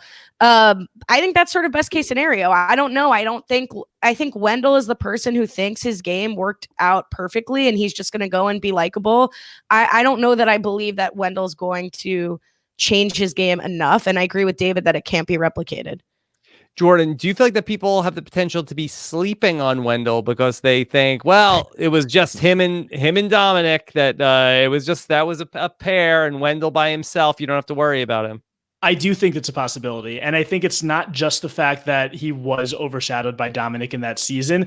His personality is just he's a laid back guy, but he's not laid back to the point where he's WH chilling. Yeah, exactly. He is a chill, laid back guy, but he doesn't appear to be aloof. He doesn't seem like, one of these guys that doesn't care about the game. I think he's somebody who comes in, he's able to make friends very easily, and that's going to help him early on and throughout the game. And you asked, like, what is Wendell's outlook on the game? I mean, this is a quote that I wrote down from his final tribal council. He said, "I wanted to be kind of social, kind of athletic, kind of smart. I wanted to mesh all these pieces of the true me and let people know who I am. The let people know who I am speaks to his social game. Everyone felt like they were friendly with him and they knew him. And then the kind of social, kind of athletic, kind of smart, he maybe wasn't, and I think he sort of sold himself short there. And, the fact that the way he talks is sort of a modest way of speaking. I think he was more than kind of social. I think he was more than kind of athletic. And I think he was more than kind of smart, but he wasn't coming off as like the biggest threat in any of these three categories, which is really, what helped him get further in Ghost Island, and I think is going to help him in Winners at War. And I think, I was rooting for Dominic. I wanted Dominic to win. If I were on that jury, I probably would have voted for him. But like David was saying, through meeting Wendell at these events, you can see why he won. And even in Dominic's post-game podcast and in multiple podcasts that he's done, there's a lot of things that Wendell did on the show that we didn't see that were very strategic. He's also a very good ally. As Ali said, he is going to protect the people he's working with. And I think he's someone who a lot of people are going to want to work with. David, what changes do you see Wendell making to his game in season number 40? Well, the question goes back to what Ali said. Does he realize that he needs to make these changes? And, he's got to just try and find a way to do a lot more work on his own. I don't think he can play that same game. Mm-hmm. And so the question is, does he, how much does he recognize it? And he's a smart guy. I do know that he said in his ET Canada video, I think, that he's going to pull back on doing some of the things, that he was doing, like he was building all the furniture for the camp, and he's not going to do that anymore. Now, does that really change anything in terms of the for game? You guys, no furniture this time. No swing, no chest of drawers. I don't know. But what is he going to do to change? Some of the other things that he and Dominic were doing was they were only keeping the people that they could control. Mm-hmm. Well, that works fine in that season, but who in this cast is he going to be able to control? I don't know the answer to that. I think that he is going to have to come in and play more from the bottom this time and just kind of work his way up and hope that he can. And I realize that I've been saying that a lot for some of these new players, but I think it's because this is a group of new players. They don't have all the relationships. Yes, Wendell has more. He probably second to Adam in this group. He's probably right up there, but he does not have 15-year relationships, and he's going to have to find a way to get into those. And I don't think just being a nice guy is going to carry the day. Ali, do you have a sense of what Wendell's threat level is in terms of how the other players view him? Yeah, I kind of think it's low. I do think it's low. I agree. I think what he said in his video about taking direction from Tony and Rob, and it's almost like what we said could be Adam's upside of being a super fan, of being willing to sort of stroke the egos that need stroking. Wendell seems willing to do that too without having the sort of super fan threat that we talked about before. I agree. I don't know that making the island less fun and comfortable isn't going to help. Sorry, Rob, go ahead. No, I was just going to add to that. You talked about being, going to help out, Rob and Tony. And there was, in another universe, I think that's who we thought Dominic Abate might be. where like the next clone of Boston Rob or a Tony. But yeah, Ali, you brought up the making the furniture. Maybe that's edge of extinction time. Yeah, I think also Wendell. Look, I had about an hour and a half long chat with Jonathan Foreman earlier today. Jofo. Is he in your headphones right now? He's not. You saw how well that happened on Twitch. How well that worked out. So he's still triggered from the Houston Astros. So I got that. Okay.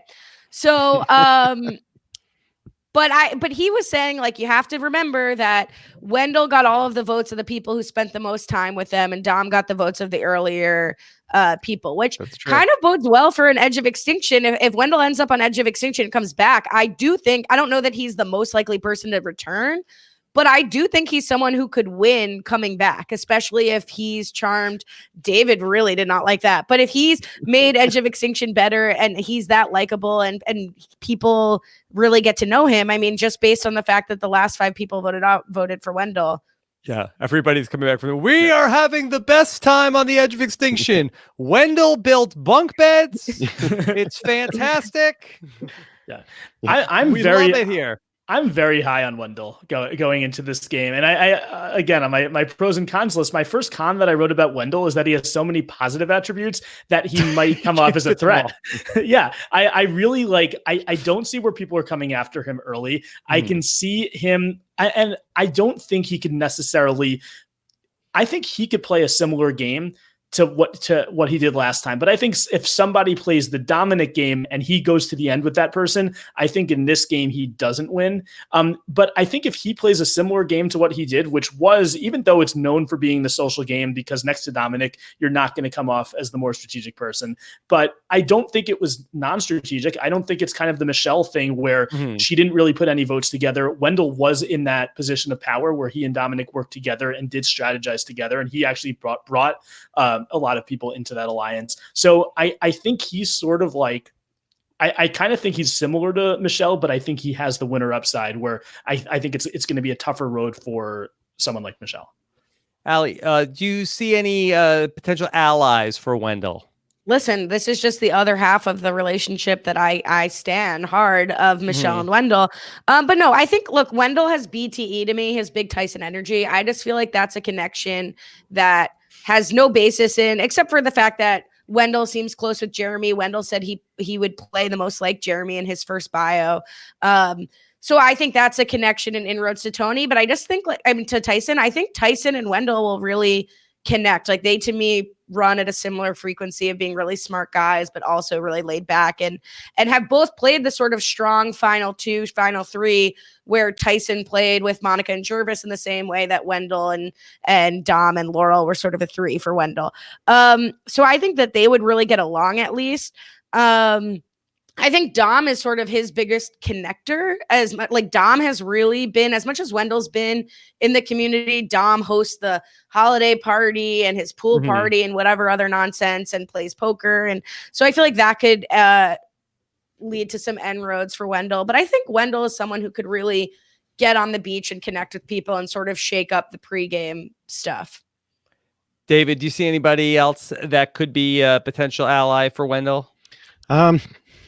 No, I think Ali listed the same ones I was thinking of. And sorry about making that face there. That's just the idea of anyone winning from Edge of Extinction. Again, it's a natural, just automatic reaction for me.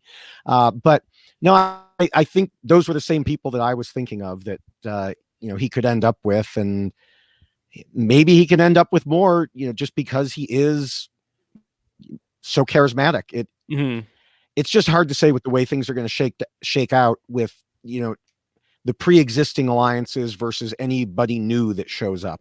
Yeah, I also think that Wendell has inroads with the new players because he's new, but for somebody who's new, he is, in his 30s. So I think that that's also, that he is like, closer in age to the people that have played earlier, but he actually played in a season who's, newer. So it feels like he's been around for a while. So he has a lot of different ways to connect with people. Jordan, do you see any enemies, any ops for Wendell out here? I mean, It's again kind of like similar to Michele. It's hard to find anyone who's going to, be gunning for him right away and who's not going to like see him and automatically like him because he's such a likable guy. But there are going to be people who, even though he doesn't come in with the same threat level as like a Boston Rob or a Kim Spradlin or someone like that, I do think that people recognize that he's a dangerous player. And I think that anyone could potentially be an enemy because of that, but I don't think there's any specific person who's not going to like him. And like I said before, I think Wendell's going to go really far. Someone who we haven't really spoken about yet, I could see him and Ethan getting along. He sort of reminded me of Ethan, and it was his alliance with Lex. Ethan's alliance with Lex sort of reminded me of Wendell and Dominic, where you have one who's like the big social threat, one who's the one seen as the bigger strategist. And I don't know if that makes Big Tom the Donathan in this situation. I don't think so, but. I'm kidding. But no, I don't think there's any Big Tom comparison from Ghost Island. But I just don't, and that's why I think he's going to do so well in the game. I really don't see any natural enemies. Okay. Who's the worst rapper on this season? We think that's also that's a good question. Right. What about I'm gonna say Penn. Probably Rob, right?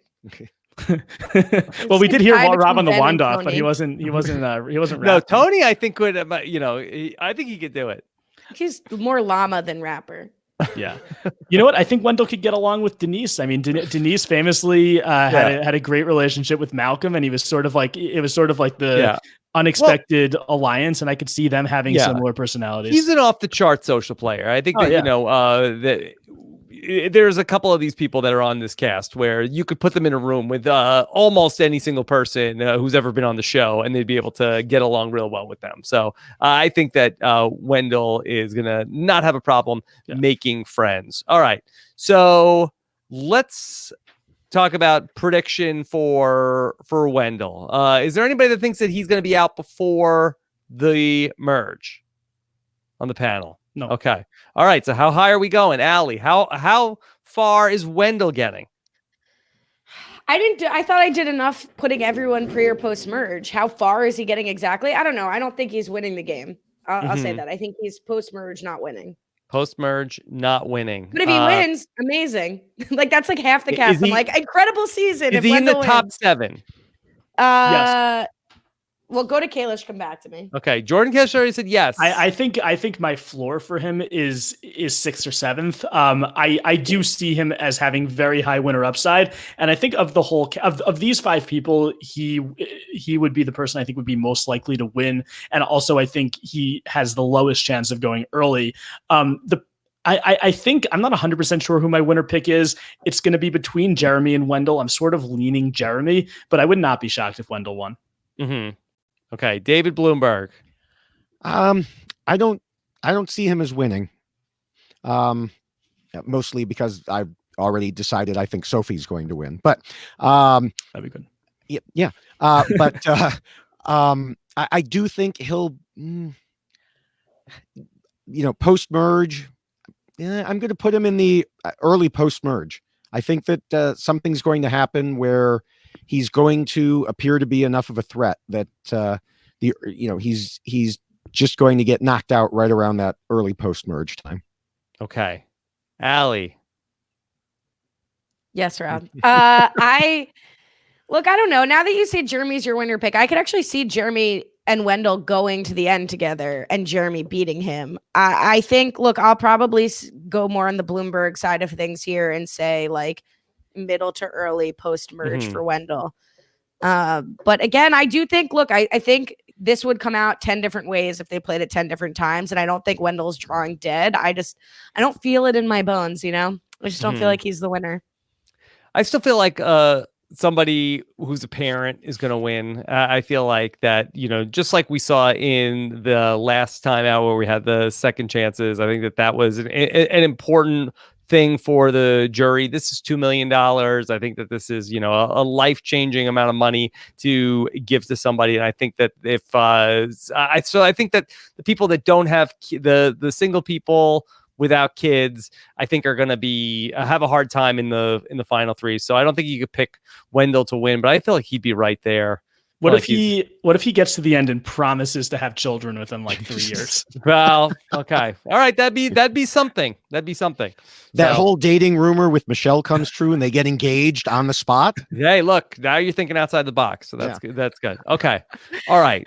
What's happening? Let's talk about the final person. The 20th person we'll talk about here in our Survivor Winner Roundtable. Nick Wilson is back, David Bloomberg. Yes, he is. And he was my winner pick on his season. So why? What did you see? Yeah. What did you see in him the first time out? I don't remember. That was a long time ago. That was, like a year or something. No, I just saw someone. I knew he was a fan, obviously. I knew he was a podcast listener. Mm-hmm. And so and he was using the old JT, aw shucks, I'm just a dummy from the South, and it worked. It's at some point it's going to stop working, but it continued to work. But this time I am predicting a very, very different outcome. And I know earlier I had said Ben has the possibility of being the first out, but I really think Nick will be one of the first 5 people out. Okay, well let's circle back to that. Let's talk about what Nick did to get him here, Jordan. Let's talk about Nick Wilson, winner of David versus Goliath. Some said best season ever. Don't at me. Nick Wilson was the winner. What did Nick do right to win David versus Goliath? I mean, I think the two things that really stand out to me with him are the one-on-one relationships he made with multiple members on the cast, with Mike White, with Christian, with Lyrsa. He had a lot of very close relationships where I think a lot of people looked at him as potentially their number one, and if not number one, their number two. So I think it was his social bonds, even though it didn't out of the gate, it didn't look great. It looked like if Pat wasn't medevaced, he may have been the first person voted out. And there have been some stories disputing that. I don't know. It's hard to tell with the edit. But the other thing is that he's a very, very creative player. Not only does he find advantages, he finds idols. He comes up with very interesting ways of using these advantages. He came up with the minority vote split, which is something that we hadn't seen before. I thought it was a very strategic play when he used the steal a vote against Dr. Allison, and that caused people like I believe it was Kara, and I don't remember who the other person was, but it was Kara and somebody switched their vote, and it sort of helped to break up the Goliath alliance. So he's always thinking outside the box, and he is not only using the strategic game, he's using the social game as well. So I think that is going to help him. What is going to hurt him is, I think, the lack of connections he has with people on this cast. And it's not his fault. He's just the newest winner who's on this cast. And also the fact that whatever it is that almost caused him to potentially be a first boot in Survivor David versus Goliath, if he doesn't change that, and I can't even really put my finger on what that is. I think maybe they didn't see him as genuine at first. I don't know what the reason was. That could potentially, cause him to go pre-merge in this game. Allie, how do you think that Nick Wilson is perceived by the other players coming into this season as the newest of the 20 winners?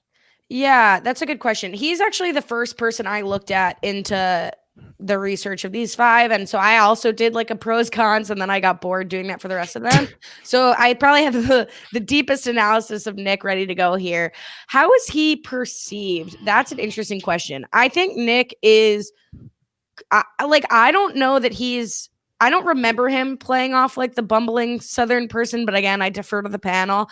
I think he's perceived as a really intelligent guy. And I think that that's a dangerous trait to be perceived as in Survivor. Like, they know he's a lawyer. That was never a secret. He comes off in his video incredibly intelligent. Like, I think he's known as a super fan, maybe not as much as Adam is, but so I think he's going to be perceived as a dangerous player. One of his biggest strengths in his game on David and Goliath is that he was great at relationship building. He did all of the nicknames of the alliances. But what I like about Nick here is that he says in the video, like, I'm not going to come do that again. Like, that only works once unless somebody asks me. And then I'll play the game and I'll play the part. But I'm not going to be doing that same thing because that's tired and it's not going to work. Don't love the name he's got picked out for Yule, but that's not my business. What is the name he has picked up for Yule? He wants to be the geniuses with Yule because, that's a Korean television show and Yule's Korean and they're both smart and he likes the show and they're strategists. So, be a little more creative there, Nick. But anyway, it wasn't not that, the Thoroughbreds was that creative, but it was a good strategy. So we don't need to knock the quality of the names, I guess. Garnets and fire tokens are somewhat similar.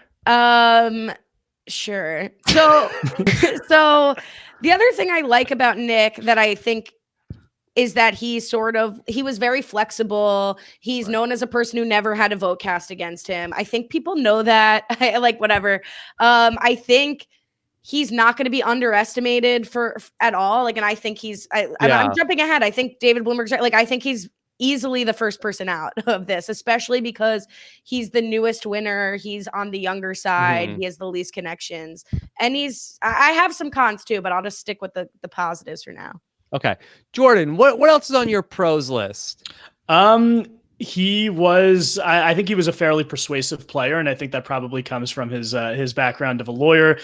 He's able to, at the swap, convince Mike and Angelina to vote Natalie out, and I think part of that was also Natalie's fault that she didn't necessarily endear herself to the rest of the people on the Goliath tribe. But yeah, I mean, I really just the ones I went over before is that he's a creative and social player. He's persuasive, but I do have some cons for him as well. I asked about pros. You did ask about pros, but the pros, like I said before, pros are sometimes cons. The fact that he's a creative player and he was a pretty schemy player, which I have as a pro. If people are doing their homework on him, they're watching his best of videos, which is how I prepared for this podcast, they're going to know that he came up with a lot of these things that we haven't really seen on the show before, and that could be threatening. And the fact that, again, the interpersonal relationships, the fact that he said he didn't tell people on his first season that he was a lawyer, he can't use that anymore. That's something that is potentially going to hurt him. And I don't know. Bye, Rob and Steven. I don't know necessarily about first boot. I don't know about that. Your Rob is still standing up there, Allie. That's good. We have possibly forever. I may never take that down. Yeah, I know. Well, I probably should have used better. For anybody who's listening to the podcast, that Jordan Kalish just had a poster fall off of his wall. Is your house haunted, Jordan? I just moved that poster there, and I think it was the stuff wasn't sticky anymore. I said it my bookcase is not usually behind my desk. I did that to make me look smart, but really it's just Harry Potter and Game of Thrones and a baseball and a picture of Blake Towsley. I'm done. Wait, this podcast. I'm done. You moved a bookcase to seem smart? No, I moved the desk in front of the bookcase. Are those prescription glasses or are they just clear lenses? These are real glasses. As you can see, it's all Harry Potter. There's a Curb Your Enthusiasm book up there. But anyway, he can't use the lawyer lie. He doesn't have a lot of the relationships that other people have. And I don't know if he's necessarily a first boot like Ali and David seem to think. But it's hard for me, just kind of like I said about Ben, it's hard for me to imagine him getting past a swap or two swaps or whatever they decide to do in the pre-merge portion of this game. I'm going to big goodbye Kalish so hard at know-it-alls. Yeah, well, maybe all right. David. So I'm a big hello person. I'm gonna big hello you, and then you can't. All right. Stick with us, David. That Nick made a lot of use of advantages in season 37. Do you think that he is going to be seen as somebody like we're talking about with Ben, of that if he ends up wandering off, and this was the thing in the first episode of Survivor David versus Goliath.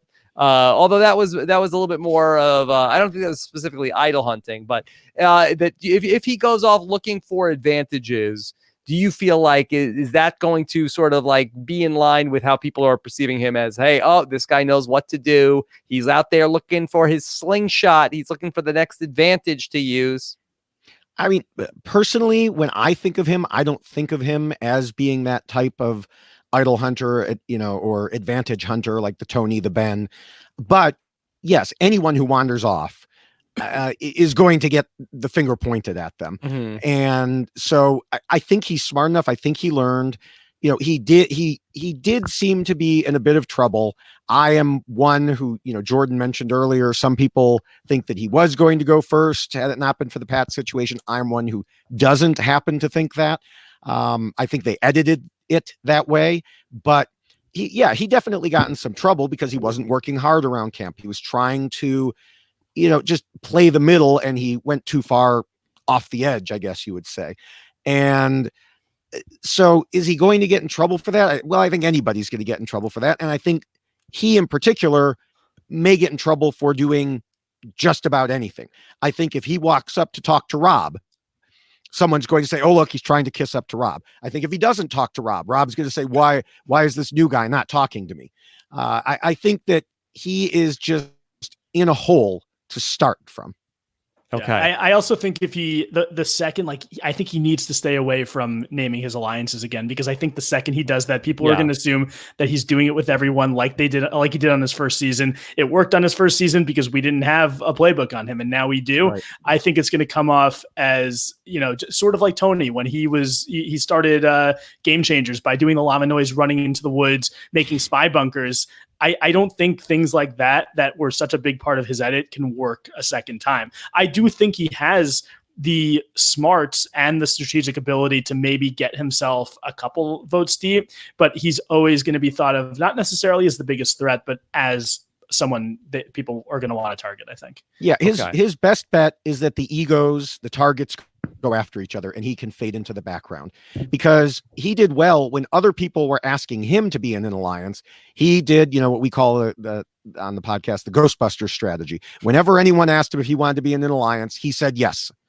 And as long as people are asking him, he's in a good place. If he has to go running around and trying to ask other people, he's dead. Okay.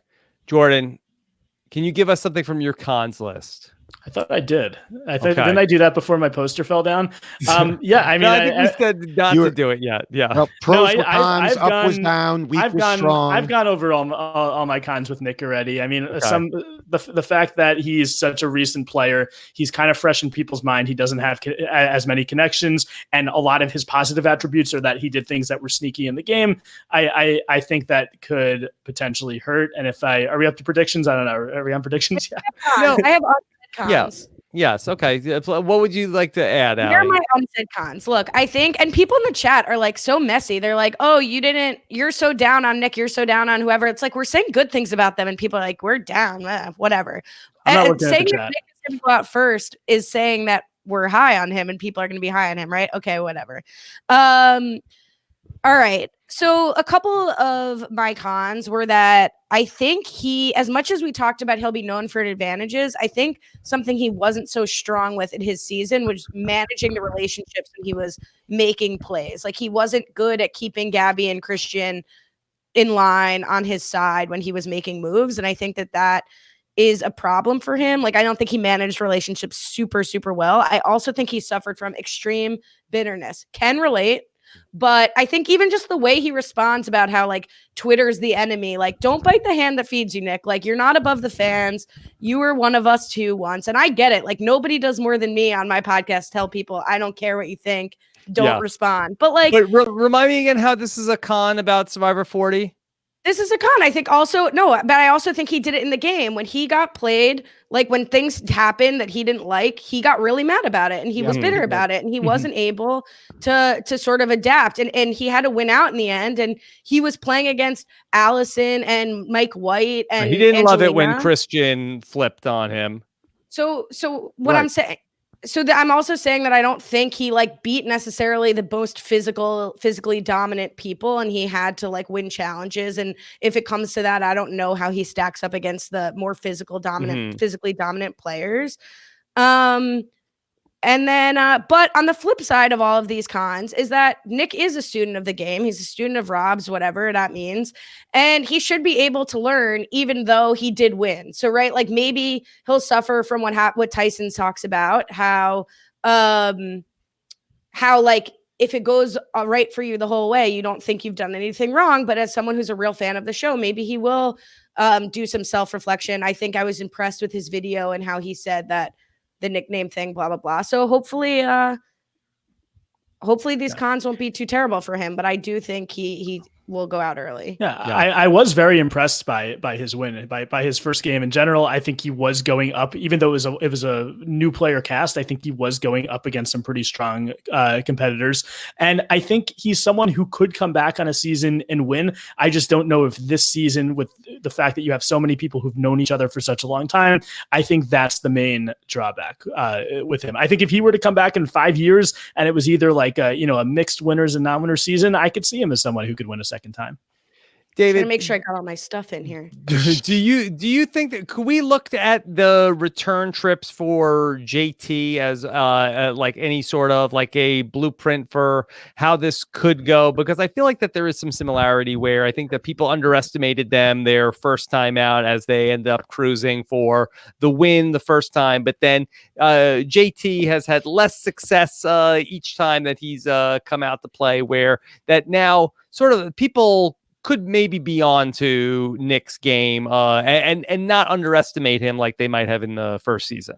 Yeah, as much as I compared him to JT earlier, I really don't think they're that similar. I mean, Nick did not need a Steven there to help him win the game. I think JT, I think the reason JT crashed and burned was he didn't have a Steven there.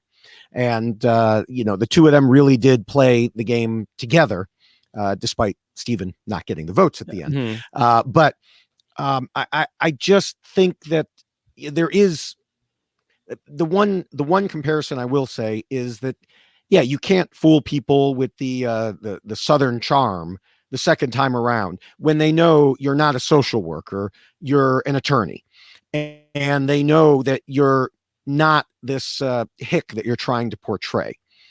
And so I do think it may have a similar result, but I don't think it's for the same reasons that JT crashed and burned.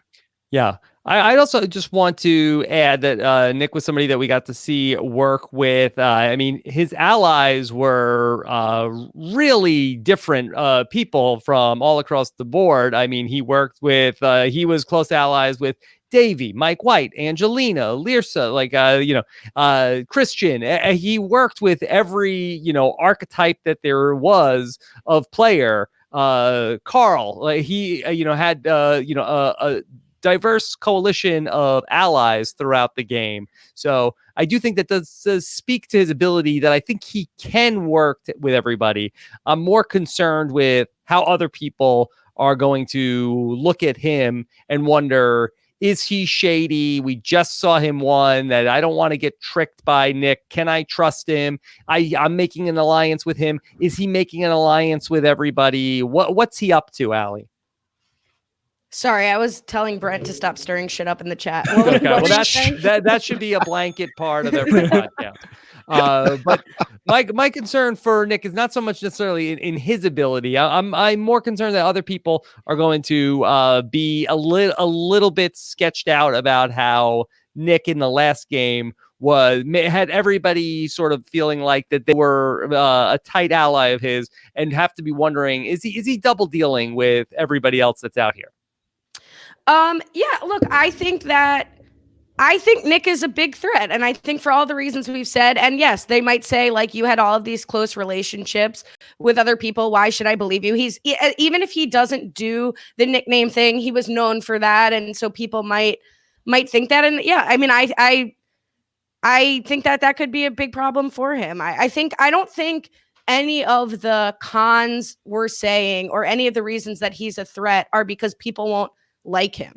Like, yeah. I don't think that's the problem. Right. I agree with that. And you know what? I said before that if he, comes out and starts giving alliances nicknames, that's something that's going to hurt. But what if he doesn't, what if he decides not to do that? He doesn't give any of his alliances nicknames. Are people going to think, wait, why don't I have an alliance nickname with Nick? Is he doing that with other people? So it's just, I think it's just too soon after the first time he played. And I think that this format of all winners isn't necessarily going to be the best format for Nick. I do think, though, you talk about JT and Steven. I almost thought of him in his first season as kind of like a Steven brain in like a JT shell, where he sort of has the best of both worlds, where he's able to, as Rob said, align with anyone. I have this actually in my pros list. He's seemingly able to work with all types of personalities, and he molds himself to them.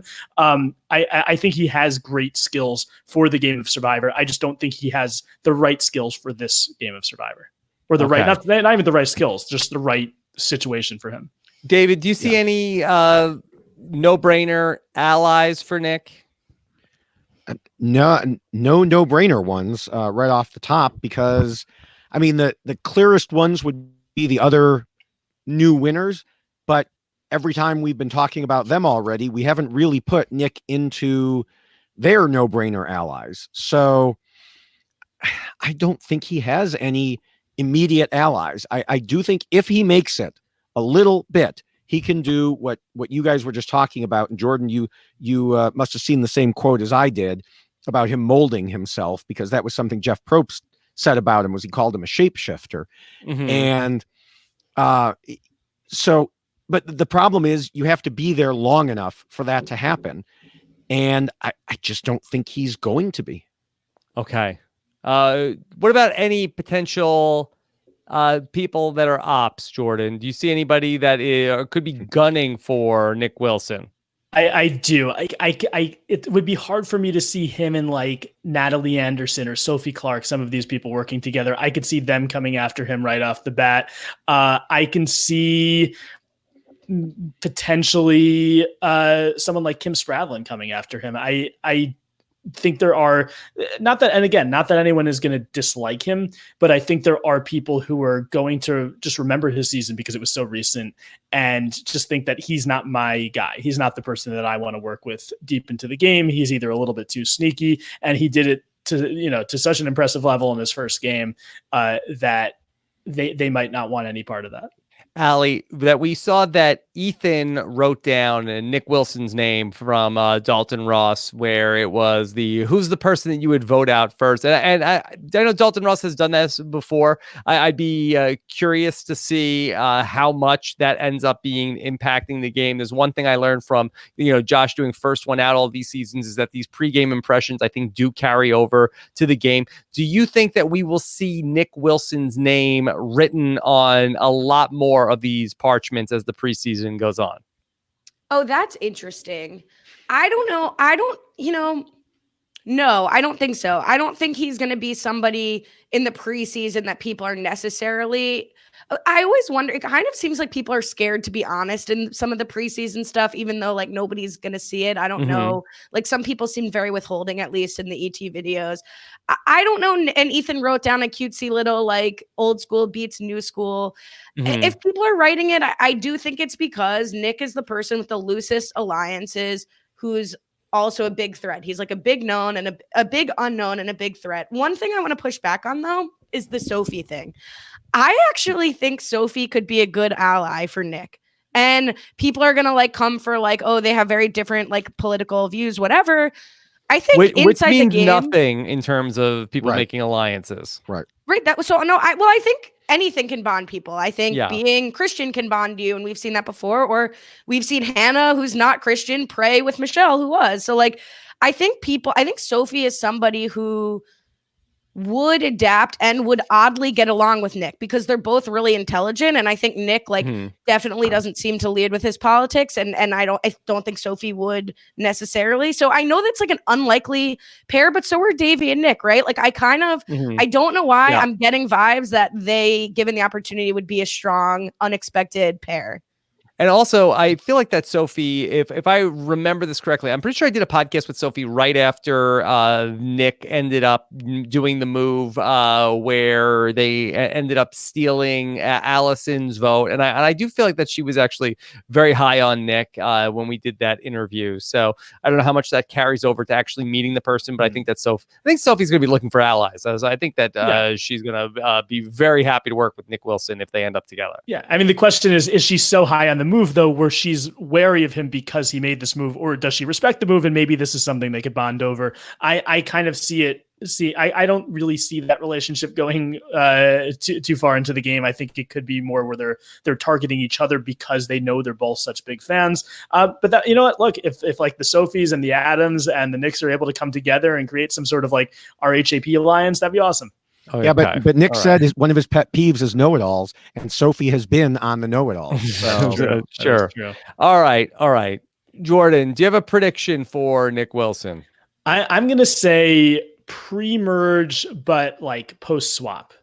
Pre-merge, post-swap. Allie, do you have a prediction for Nick Wilson? Yeah, I think he's going out early. I think he could be in the first few votes. I think he would be easily a pick just as the unknown, as like the person who's arrived sort of late to the party. But if he's not, great if he can fight his way out of it.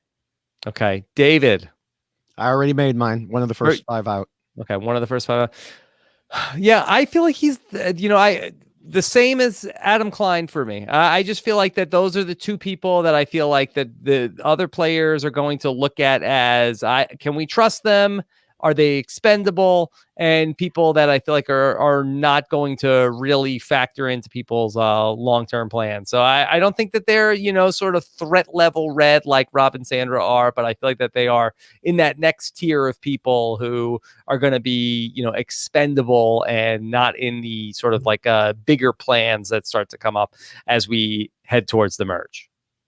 But I do have some questions from Scott St. Pierre, who is here in the chat. Let's see if we can get these. Let me add in Scott and then fire up. Let's see if I can make this out. There's a question from the chat from Hyro. What percentage that Michele is winning the season? A prediction. Or who has the highest number for a Michele winning the season prediction? Well, if everyone was equal, there's 20 people, so that would mean everyone would have a 5% chance, right? This is some Kalish math. All right. Yeah, they'll give the basic answer. I don't think it's 5%. I would say like 3%. Okay. Anybody higher than 3% for Michele winning the season? I'd take that. You're gonna give me 4%. Michele gonna win the season. I was at 2%. 2? I can see that's that. my milk. That's not Michelle's chances to win the game, David. Okay, you guys are too low. You guys are too low on Michele. Okay. Do you drink 2% milk? Rob? I really drink. You don't seem like a milk guy. Yeah. Luke McDowell, can Wendell survive without having a Dominic by his side, or can he find another Dominic on season 40? Well, I think he can certainly survive. Who's most likely to be Wendell's new Dominic if he has one, David?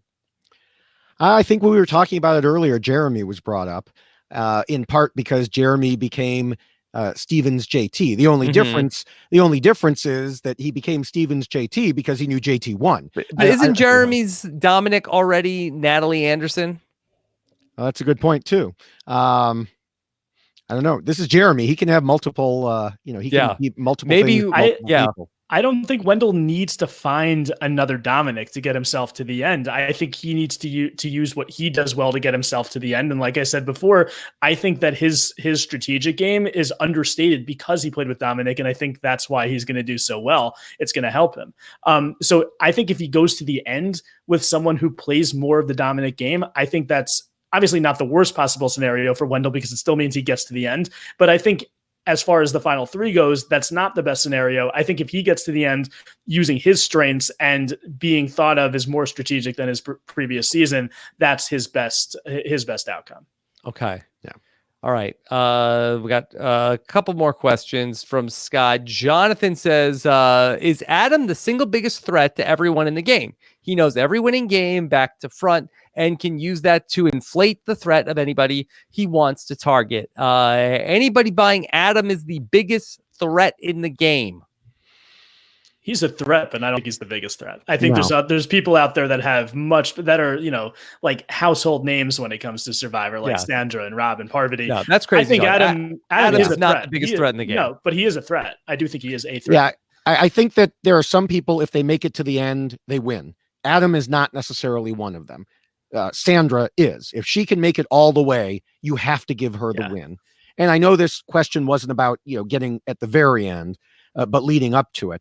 But I don't think that Adam has quite all the connections to make things happen, to just, kind of wave his magic wand and make someone go away, whereas some of the other players do. Okay. All right. This is from Dan's Discussions. Who's the biggest goat on this cast? Allie, We've talked a little bit about GOATs. Do you see one person that if you go to the end of this person, you're going to win? Look, I mean, that's so hard to say. All of these people have won, right? Like to call any of these people, even though I think I did call Michele possibility of being a GOAT. I think that's really hard. I think there are Michele as it stands today on whatever day it is, the 20th. I think Michele is maybe people's best chance. I think Ben is somebody people feel like they could probably beat. But is anyone a GOAT? No, they all won. So they're all better than any GOAT that's ever been on. Okay. I don't think anyone's a GOAT going into the season. I think if someone in the game plays like a GOAT and the jury feels like other people did the work, then they're the biggest GOAT. I don't think there's anyone that you could say that about going in. Okay. Yeah, I agree. Yeah. Okay. Somebody will be a GOAT. Somebody will go from a winner to a GOAT. For sure. Yeah. Okay. Then South Jersey Pete. I've seen David in a video on 2 podcasts. Any chance YX loss goes on video, David? Well, if we're up to Jessica, the answer would be yes. She's already been lobbying me for it. But so what's the holdup? What's the holdup? The holdup is that I have a lot more notes for why blank lost, and it's difficult to maneuver looking at notes, looking at the camera, and give me time. Give me time to adjust to this newfangled technology. Okay, let me do this. Bob Jones says, Rob, how do players look for idols subtly, or should they only look when they're on the outs? I feel like that if I was Ben, if I was one of these people that that's my thing, finding the idol, I would not leave the camp. I think that leave that for the people that don't have that sort of threat level, and then when you need it, go look for the idol. It's probably too late. David, is that in accordance with your rules? Yeah, pretty much. Okay. All right. Anybody disagree with that? No. Okay. All right. Let's talk real quick about what's coming up here on RHAP. Of course, The Bachelor, episode number 2. It's Hannah Ann. I see Hannah Ann. Yes. Why, are you a Bachelor guy? I've been watching. I'm missing it right now. I need to watch it when we're done. Check that out. Amy and Hallie will have the next recap of The Bachelor. Of course, if you missed any of our Circle finale roundtable, Tim Wilson was back, Allie, and he was in rare form. We learned about a Pop-Tart and much more as we finished up the podcasting of The Circle. On Rob and Akiva Need a Podcast, one of Allie's favorites. Akiva and I checked out The View and found out what went on all week last week on The View, found out what the ladies of the table were up to. Be on the lookout for that. Allie, thumbs up or thumbs down on Rob and Akiva Enjoy The View? Thumbs up. Okay, we'll take it. Sure. All right. Stay tuned right after this. Taryn and Brent are going to be back with Sequester. Brent is fired up. Maybe we'll get a recap of this podcast as well. Oh, that's what everyone's interested in. Our latest Sequester recaps. So be on the lookout for that. And of course, find out more about everything we have going on, including all of our events this spring and much more on our Patreon, our Rob's Podcast, Patreon podcast feed, Patreon Facebook groups, and more at robhasawebsite.com/patron. RHAP swag, like my shirt and the poster that just fell. There you go. All right. And of course, Allie, are you making prints of your poster? The interaction I had with the guy at Staples who had this made for me, it was the best interaction. Also, Tell us the story. What happened? All right. So I had this made immediately upon seeing it and was like, done. Best $15 I ever spent. Mm-hmm. Is it next to your Paul poster now? Are you going to have have a place for that? That was 4 pieces of paper cut to glued together. This is a full oak tag poster. Yeah. So he unrolls it for me and I'm like, well, this is embarrassing. And I'm like, this can't be the most embarrassing thing you've ever printed. He's like, honestly, I think it is.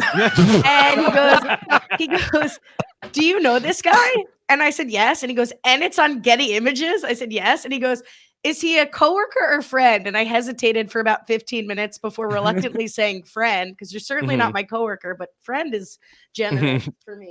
And then he said, I hope you put it where a lot of people can see it. And I said, don't worry about that, sir.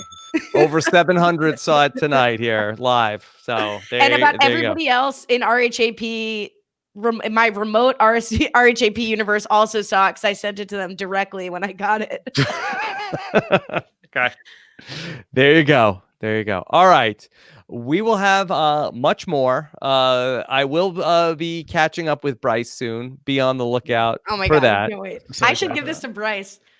I'm sure he will be happy to have it. I actually also podcast today that I had Lauren Ashley Beck was here in this very studio earlier today. I had a nice chat with Lauren. I'll have one final season 39 interview that's going to go up later on this week. And if you missed it, be sure to catch my interview with T-Bird and Vesepia on our latest Talking with T-Bird. Kurt Clark and I are going to talk about a show that's going to premiere later on tonight called Spy Games over on Bravo. So we'll give it the Kurt Clark treatment for the premiere and talk about what's going on. Yeah, don't give it the full Kurt Clark treatment. Yeah, on Spy Games. Don't forget about News AF as well. Okay, Jordan, what's coming up with you?